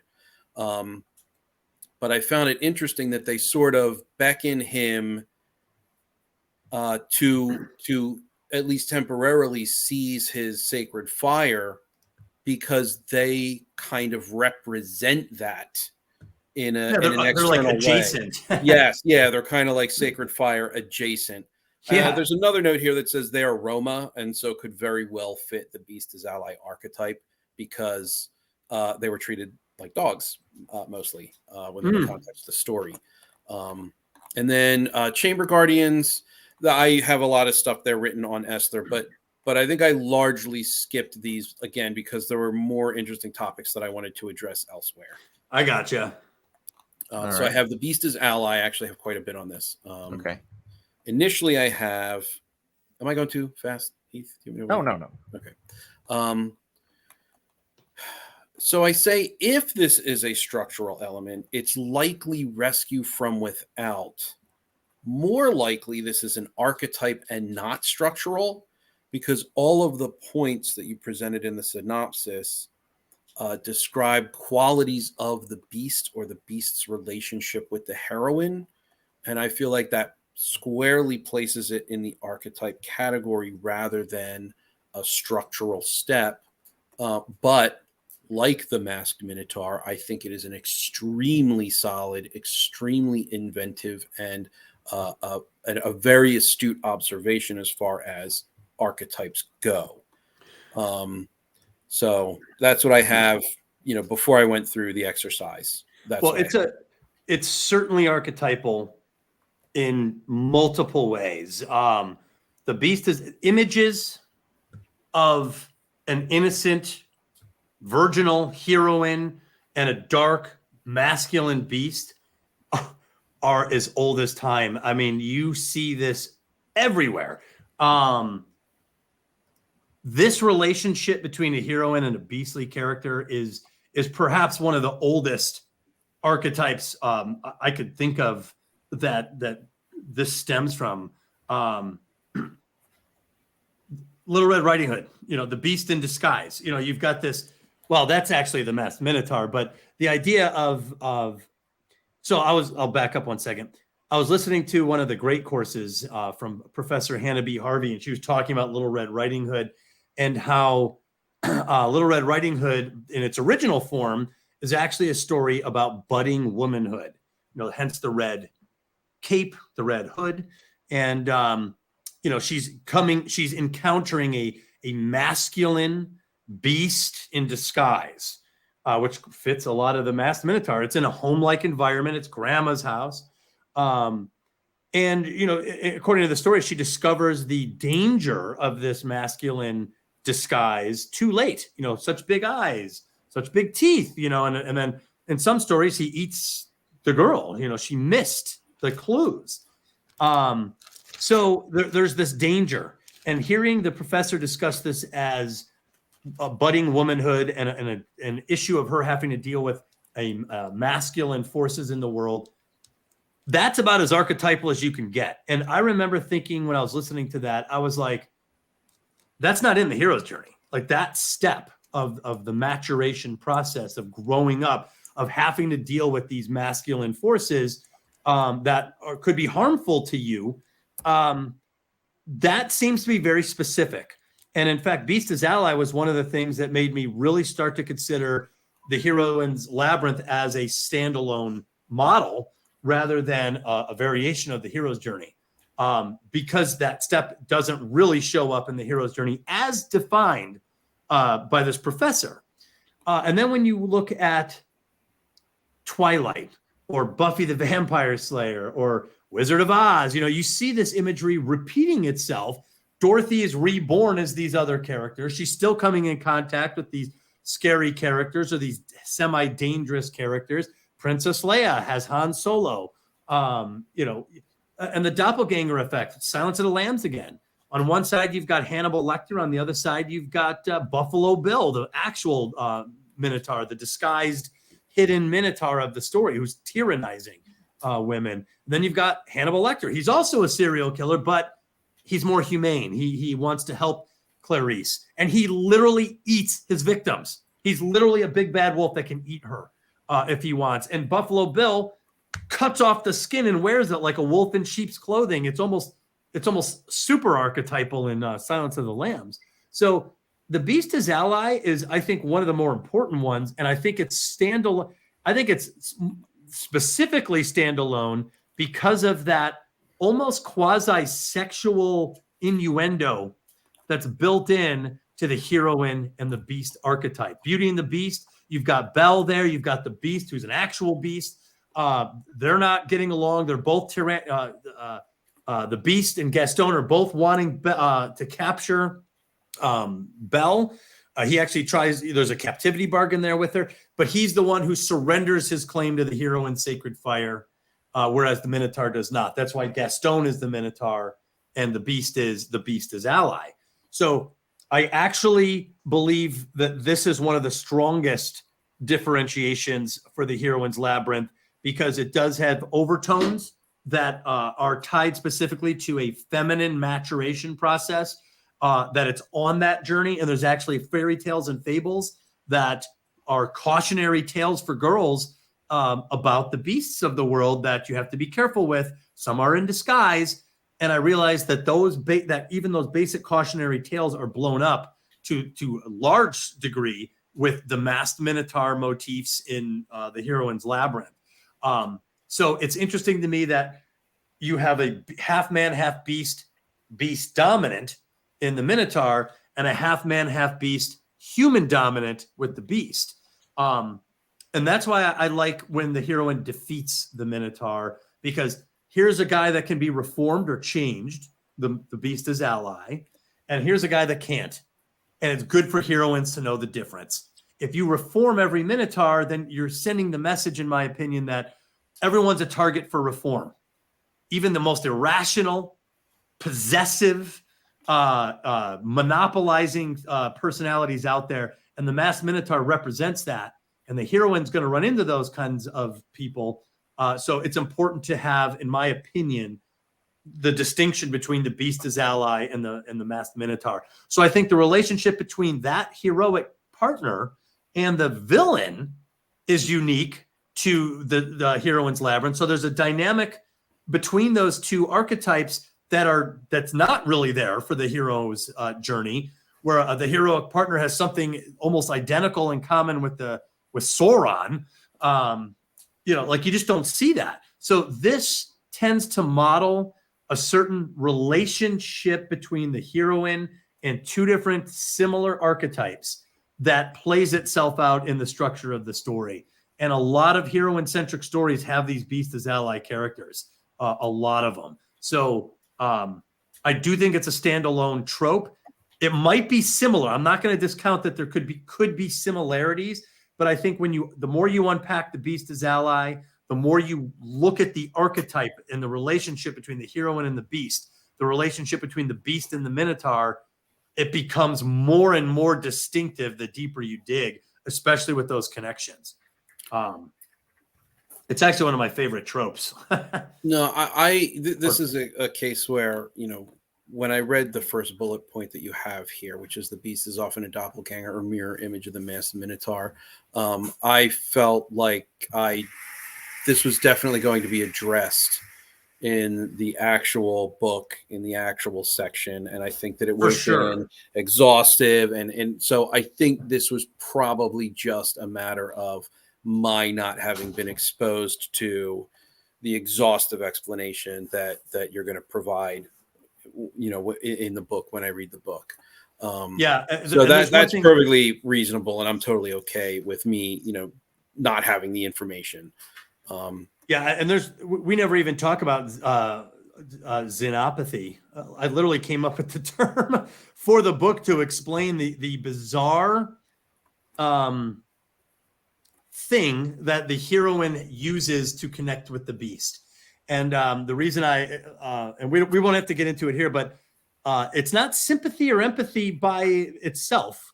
Like, oh, I understand your pain. I get that. Or empathy, like I can feel what you're feeling. Xenopathy seems to be an ability to understand something that is not similar to you, meaning you don't feel the same way, and yet you're still finding a sympathetic inroad with that person.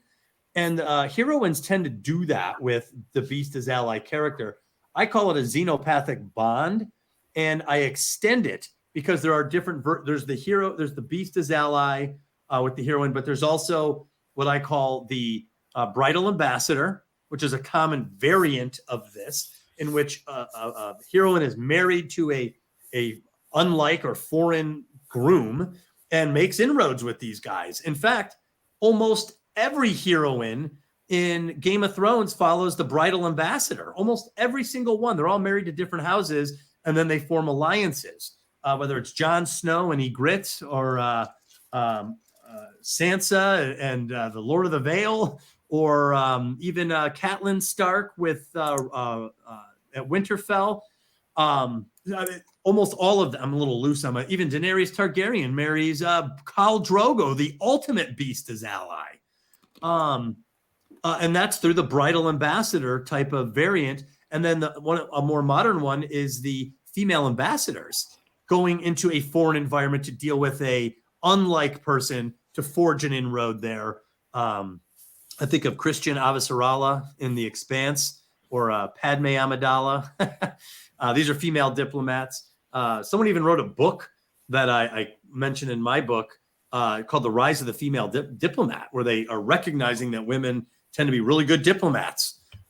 So the beast as ally is one of the primal versions of this ability heroines tend to have, and that tend to show up in a lot of these stories. Okay. For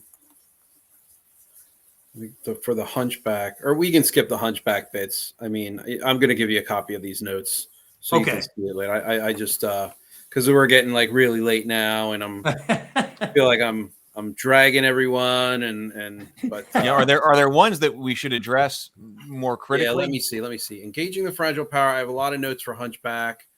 Broken truths, poison apple, unmasking. Home is battleground. So Shield Maiden, yes. Broken Spell, yes. I think we'll go back to, let me see here. I guess Broken Truce. And I'm going to stick to just know that the questions and points that I'm going to pose to you are literally before I've done these exercises. And so obviously my mentality has changed afterwards. And I do have a bunch of notes here for the story of Esther and for Hunchback of Notre Dame. But for the sake of time, I'm just going to hit the big ones that I had an issue reconciling before I went through and did the exercise. So the Broken Truce seems to be atonement with the Father and possibly also apotheosis. Every step in the journey up to this point has been in an effort to perform this action. So the Broken Truce would be the official breaking of the captivity bargain. So they agreed to captivity. They've now decided this is not the true and correct action that they need to take in order to claim their sacred fire. So to me, at least initially, this felt like atonement with the Father and apotheosis sort of rolled into one. So, and then I also have a note that says, in the context of the Labyrinth, atonement and apotheosis is also the shattering of cultural norms, which is what Sarah set the heroine on her journey in the first place, but it also empowers her for the rest of the story. So I don't know what I was getting at there. Anyway, it seems like atonement with the Father and apotheosis. Well, the Broken Truce is one of the more dangerous parts of the story because a lot of times it's the native culture is marshaled against the heroine. So now that she has chosen to follow where her sacred fire is going to take her, she's no longer pretending to conform to the captivity bargain. She's breaking that bargain. She's breaking the truce. Mm-hmm. There's a consequence to that. And especially if there's a masked minotaur, usually the masked minotaur leads this cause like Gaston does. He marshals the villagers in Beauty and the Beast. So usually the apex character of the masked minotaur has the ability to marshal social forces against the heroine. And this is very bad because the heroine is sometimes captured or must now escape. I think of the Clone Wars, the final 4 episodes of season 5, which are some of my favorite. It's like Order 66. They all turn on her, and she's got to escape through a very labyrinthine system of sewers and gutters and the underworld of Coruscant and all of that. And, the clones are all after her. Thelma and Louise is almost a story that emphasizes that broken truce. I believe that Star Wars: A New Hope opens with a broken truce between heroine Princess Leia and the Galactic Empire. And remember, she served in that government. She's a member of the Imperial Senate. So she has turned against her native culture with the sacred fire in her hand, which are the Death Star plans. And she is now escaping. And here comes Darth Vader, the masked minotaur, bearing down on her. And I always get a kick out of it because even the Star Destroyer head looks like a minotaur head with 2 little horns up top. So the broken truce is very dangerous because this is when she's no longer playing some sort of an agreeable game. This is an outright conflict. So that's, to me, that's different from the atonement with the Father, which is much more of a catharsis or a spiritual moment between the hero and the Father. This is one of the most open, hostile moments for the heroine in the story. So this is a lot of times really good action. If the story is slower on the action side, this is the time to have it because there's an enforcement arm or there's an effort to enforce against the heroine. She's gotten out of line. She's not supposed to do that. She told us she wouldn't, and now she's in trouble. She's run into open conflict with the native culture. And that's why I put a police car, because the police car is an enforcement, recognizable enforcement entity of the native culture. Just like the Star Destroyer is an enforcement arm of the Galactic Empire in a more aggressive form. So to me, it's very dangerous, very challenging part for the heroine. A lot of times she tries to escape this. So, and this is what creates kind of the final conflict because, now we're at a point where something's got to give. Who's going to win this? Is the heroine going to change the native culture, which seems to be quite a long shot? Or is the native culture going to get the heroine and bear down on her? Yeah, So I like the juxtaposition of the contrite atonement with the Father versus the blustery, tumultuous captivity, breaking the captivity bargain. And I think I think that satisfies the question, or the point is that they take place sort of kind of maybe around the same moment in the structure, but they are two very drastically distinct in tone and in action. And Yeah, so, I mean, she becomes almost like a fugitive within her own native culture. Very common, right? Or outcast in some way, and that is different when that's happening at home, because that's something you don't just. It has to be resolved. You're either going to be stigmatized forever. The Scarlet Letter, she literally wears that thing like a badge of honor. She doesn't try to hide it. She doesn't tell on the guy. So that's a broken truce. The stigma, the stigma thing is a big one for heroines. And I think that's it's not just a subversion of the atonement with the Father, because when I did this, when I went through initially, I was either trying to find a specific version of a hero's journey step or a subversion of a hero's journey step. But the explanation that you just gave avoids both of those. It's not a step along the hero's journey, and it's not just a subversion. Like a subversion of atonement with the Father would be returning for reconciliation without contriteness, like returning in a very confrontational way, like Luke Skywalker walking up to a dying Darth Vader and just punch him in the face and walking out. Like that would be, that would be like a subverted step. But we've avoided that because it has more to do with society's reaction to the truce having been broken. It has to do, I think there's ties into the sacred fire with specifically with society. And I think that's a very satisfying answer. Well, and for the hero's journey, that version ties into the warrior tropes that we run into there. So it complements the structure and the conflict, whereas this continues to complement the structure and conflict established in a Labyrinth. So they continue to be divergent, in my opinion, where I could definitely see where there could be similarities, but the overall structure continues to reinforce something pushing this other way between the heroine and the native culture. Even Luke having to fight his dad, that is a mano-a-mano single combat trope. That's very much a warrior trope. I agree. So then next, I'm just going to try to move through these quickly. I combine the poison apple and unmasking the Minotaur into what seemed to me to be magic flight, where they're having to escape with the object of the quest while evading those who would reclaim it. So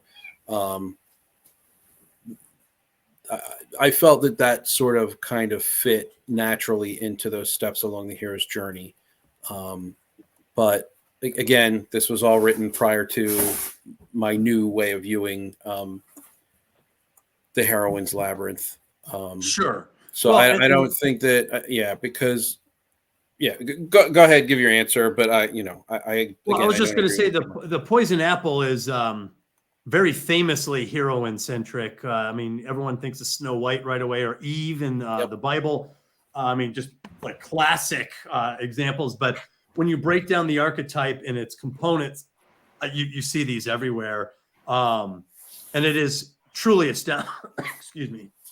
Truly astounding how repetitive it is. And I think it's important because it's an effort to not usually kill, but it's an effort to recapture the heroine, or even convert the heroine back to the native culture's claim, or in some cases the masked Minotaur's claim, or both. To try to get her back. You'll often see images of the heroine restrained or unconscious. Believe it or not, in the book, the more I thought about it, there is also there is a sexual innuendo there as well. When you see a defenseless heroine unconscious and a menacing, masculine, beast-like figure who has her restrained, it's almost impossible to deny that imagery. as having some dark undertones. Yep, I have a 100%. chapter that I call symbolic rape, and I think it's specific. I shouldn't say it's specific just to women, but it happens a lot in heroine-centric journeys, and you'll often see a restrained heroine in the presence of the masked minotaur after the delivery of the poisoned apple. It's usually an internal thing, something that is put into the heroine, whether through injection or something. Even the face hugger. The face hugger of Aliens is one of the most aggressive poison apple symbols I've ever seen. H.R. Geiger designed it to be a symbol of rape. Mhm. It makes the heroine unconscious. It adds something internal that changes the state of the heroine. She's clearly captured in that sense. It's like a poison, So I think Maleficent we talked about. He poisons her to cut off her wings. Princess Leia's got that black mind probe. There's so many examples of the poisoned apple. So I do think it's specific to heroines because whereas a hero is often meant to be defeated and killed by the militant outsider. Now you could say Darth Vader tried to convert him, but the Emperor did not. The Emperor wanted Luke either dead or at his side to replace Vader. Whereas heroines, a lot of stories really want to protect that heroine. There's a real effort by all the bad guys to convince her to come their way. So the poison apple seems to be pretty unique. And I would make this distinction too. Hero's journey, even the end result of it, the medal that the heroes get. I asked myself, what is it that the hero's getting here? I mean, recognition is great. Social capital is great. But my answer was worthiness. Heroes unconsciously are seeking worthiness. They're worthy of their native culture because they were treated as expendable. That refusal of the call in the beginning, the culture needs you to face this thing that defeats everything. Well, I might die too. Well, we still want you to do it. Well, that's pretty effing scary, what you're asking me. Like soldiers, that's what you're asking them. Charge the beaches of Normandy. Good luck. That's scary as shit. So there's a certain expendability attached to the hero's journey. He's a small hero in a vast space. Heroines are almost never treated as expendable. Quite the opposite. Heroines are treated as so precious that they needed to be captured and protected. And that's why the native culture is so aggressive with their heroines, because they treat them like they are culturally vital. That cultural command, women and children first, protect the women. Why not the men? Well, we're expendable. So the poisoned apple is more proof that the heroine is not expendable. We're going to try once again to capture her and bring her back into the folds rather than just destroy her. And so I do think that is archetypally and fundamentally different from the challenge of the hero on the journey, who is usually try to destroy him. They try to kill him. I think that interestingly in the Hunchback, it's not internal. It's just chains. He's just chained up. Especially with regard to the point that you make about, innuendo and a possible rape imagery.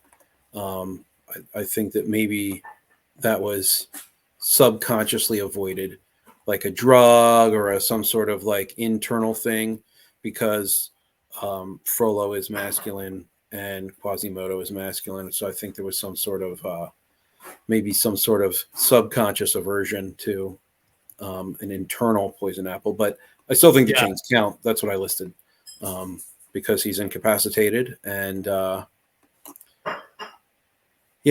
a good example of it in a male story is The Game with Michael Douglas. Great movie. I love that movie, but they give him that poisoned liquor. Yep. This part of the story, and they knock him out. And usually they're trying to extract the sacred fire from the heroine. She's trying to extract his bank codes. So once again, they're not trying to kill him. They're trying to keep him alive, but knock him out to get something out of him. The rebel plans of the Death Star, the wings of Maleficent. They're trying to pull something out at this moment. And The Game clearly has that. They try to get his bank codes. Yeah. All right. So we did Poison Apple. I kind of lumped that in with the Unmasking. Next is Home is Battleground.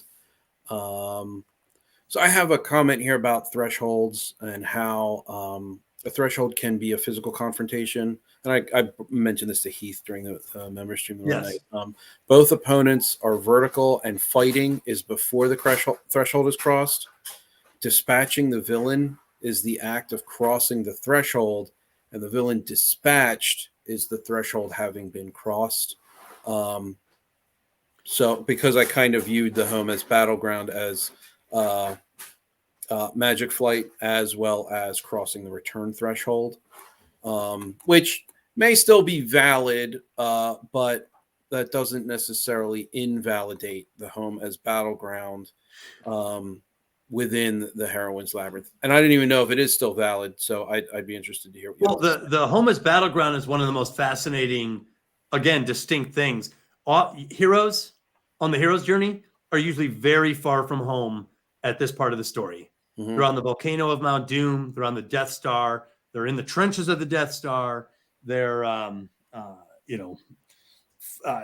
inside the Matrix. They're in a sense far from home and facing danger abroad from this militant outsider. The invasion of the inner sanctum, and we did talk about some of this earlier, is extremely frightening. Kill Bill. Where is the center of the labyrinth? She goes on two movies, volume 1 and 2. Where does she end up? In a residential home where her daughter is, and the masked Minotaur sitting right there. So the home has been subverted and corrupted and penetrated in a way. Clarice Starling, she's in a residential home. A lot of these heroines find themselves on home turf when they're fighting the masked Minotaur. And I think it's almost the opposite. If there is a subversion element to this, it's the opposite. It's that the Minotaur has crossed the inner threshold of the home and has now entered the close space of the heroine. So even in Old English literature, you had the villain inside the estate or the home of the heroine. So she's where she's supposed to be, and there's this other thing, this terrible thing right there with her. We already talked about Terminator invading the home space, and I can go on a tangent here. I'm going to block that off, but home as battleground, I think, is different because you are on your own home turf, inside your home in some cases when you're fighting the masked Minotaur, and there's something scary about that. The beautiful sofa in the living room is on fire. The beautiful curtains you picked out that one day, they're being destroyed. These things are coming apart. The home has been compromised, and you're the last line of defense there inside the home. So I think from an archetypal standpoint, it's a pretty frightening circumstance, and that's why I think, because of this primal fear of having in fact, in the book, I describe what it's like to be out anywhere. And do you ever have a recurring nightmare where there's something dangerous passing and you're trying to breathe really slow and not look at it? There's the sense of fear of hiding like a mouse while a wolf passes by. There's a primal fear there. And that's totally different from one-on-one combat with the distant dragon of the hero's journey. Not that one's better or worse, but there's a primal fear. That's why I think horror stories follow the heroine's labyrinth. They almost all take place in the home. The home is always compromised, and it's a masked, animalistic creature that's coming in there, half man, half animal, that's coming in to kill you. It's frightening. Halloween, all Texas Chainsaw Massacre. I mean, these are frightening scenarios, and the hero's journey is very hard to apply to horror films, famously hard to apply, but it's not that weird to add it to the heroine's labyrinth. It makes perfect sense from the structural standpoint. Well, I think it looks like the rest of what I have is just pretty simple. This, but it's that. This, but it's that. This, but it's that. Because that's really all I have there, and then plus the notes to how I think I almost said the Headless Horseman because I'm so tired. The Hunchback of Notre Dame fits into the framework. I don't think that we need to really hit every single last one of those points because I think that at this point it is clear to me, after running through the exercises, after running through Esther, after running through the Hunchback, after hearing your explanation and the clarity that you've provided on certain elements of the Heroine's Labyrinth, I think that if there are any other internet jerks out there who are hesitant to adopt it as a real, genuine, and true story structure, that this is the video for them to watch, because I think that you address everything in a very satisfying way. I think that there are now, tons of examples out there. And so I am well satisfied. I am, I would encourage people who are still skeptical to do the work. Pick a movie, go through the steps, even if it's just the steps that are present on the website, which have changed, but you can still go through the steps from start to finish, figure it out yourself. and I think that doing the work will really, it will really provide clarity in this particular regard. I am so thankful to both of you for allowing me to come on and ask these questions and make these statements. So thank you very much to Heath for hosting, and thank you, Doug, for offering your time to do this, all 4 hours of it that I took. Well, hey, I appreciate it. Actually means a lot to me that you were willing to do this.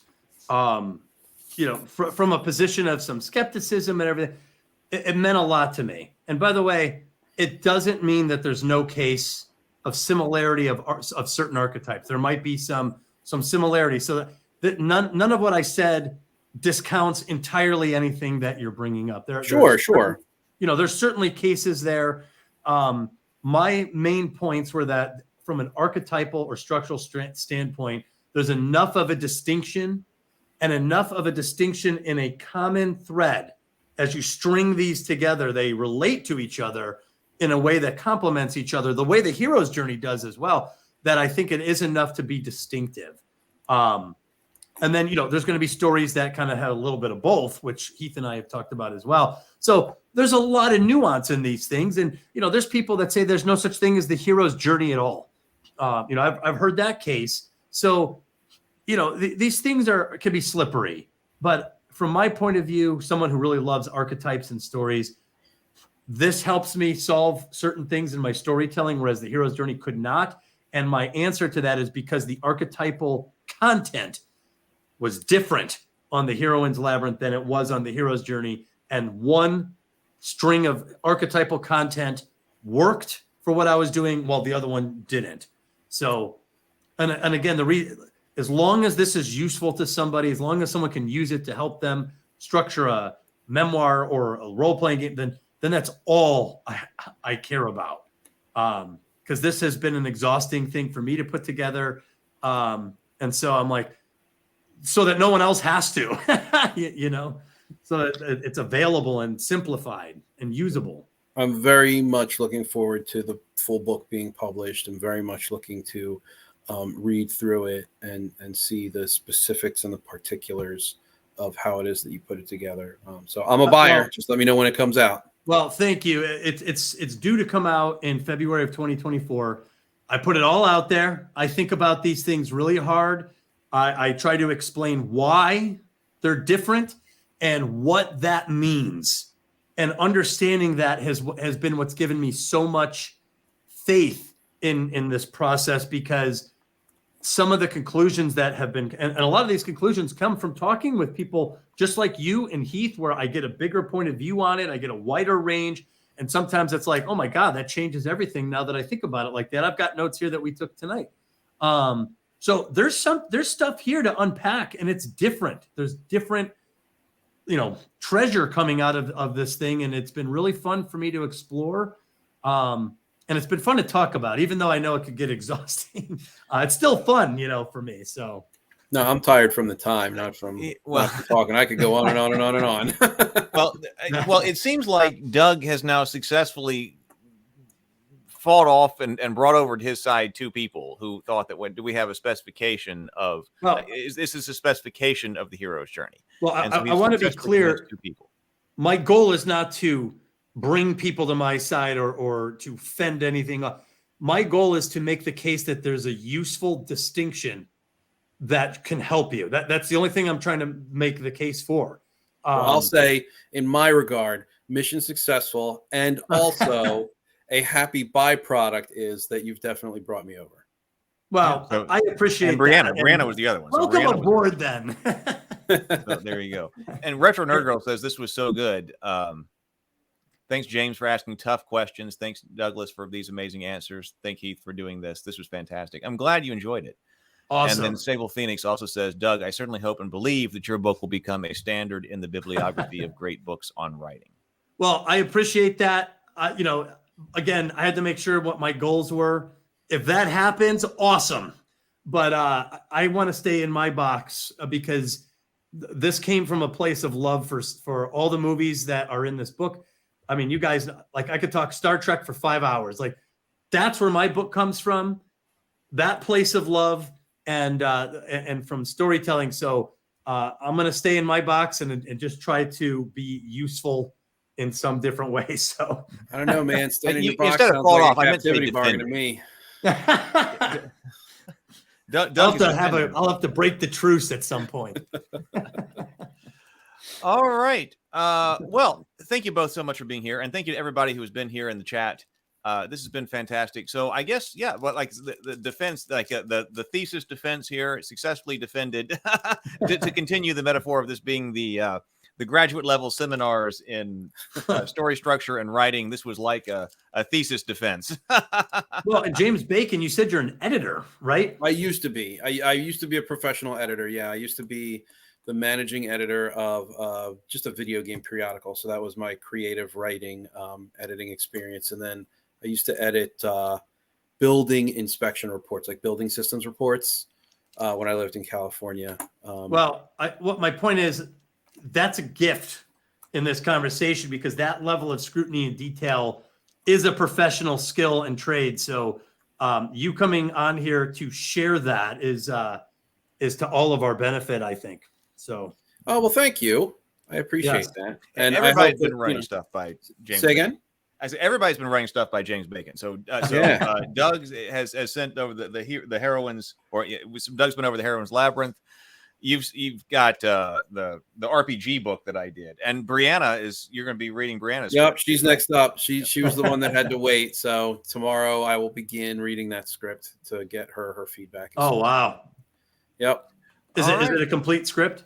As far as I'm aware, I believe she's calling it an alpha, so it might be like a first draft or a second draft. But it's shareable at this point. Right. It's the first so it draft is complete. of the script. Yeah, Yeah. That's important. First fully readable, constructed version. Yeah, of that's the vital script. because if you share it out before it's ready, you can really get mixed up and get too many signals coming in, and it can throw you off. And just like I told her, I was a little bit more strong with my language with her, how I offered to like avoid topics if there was something in the book that you wanted to wait for it to come out before anyone addressed it.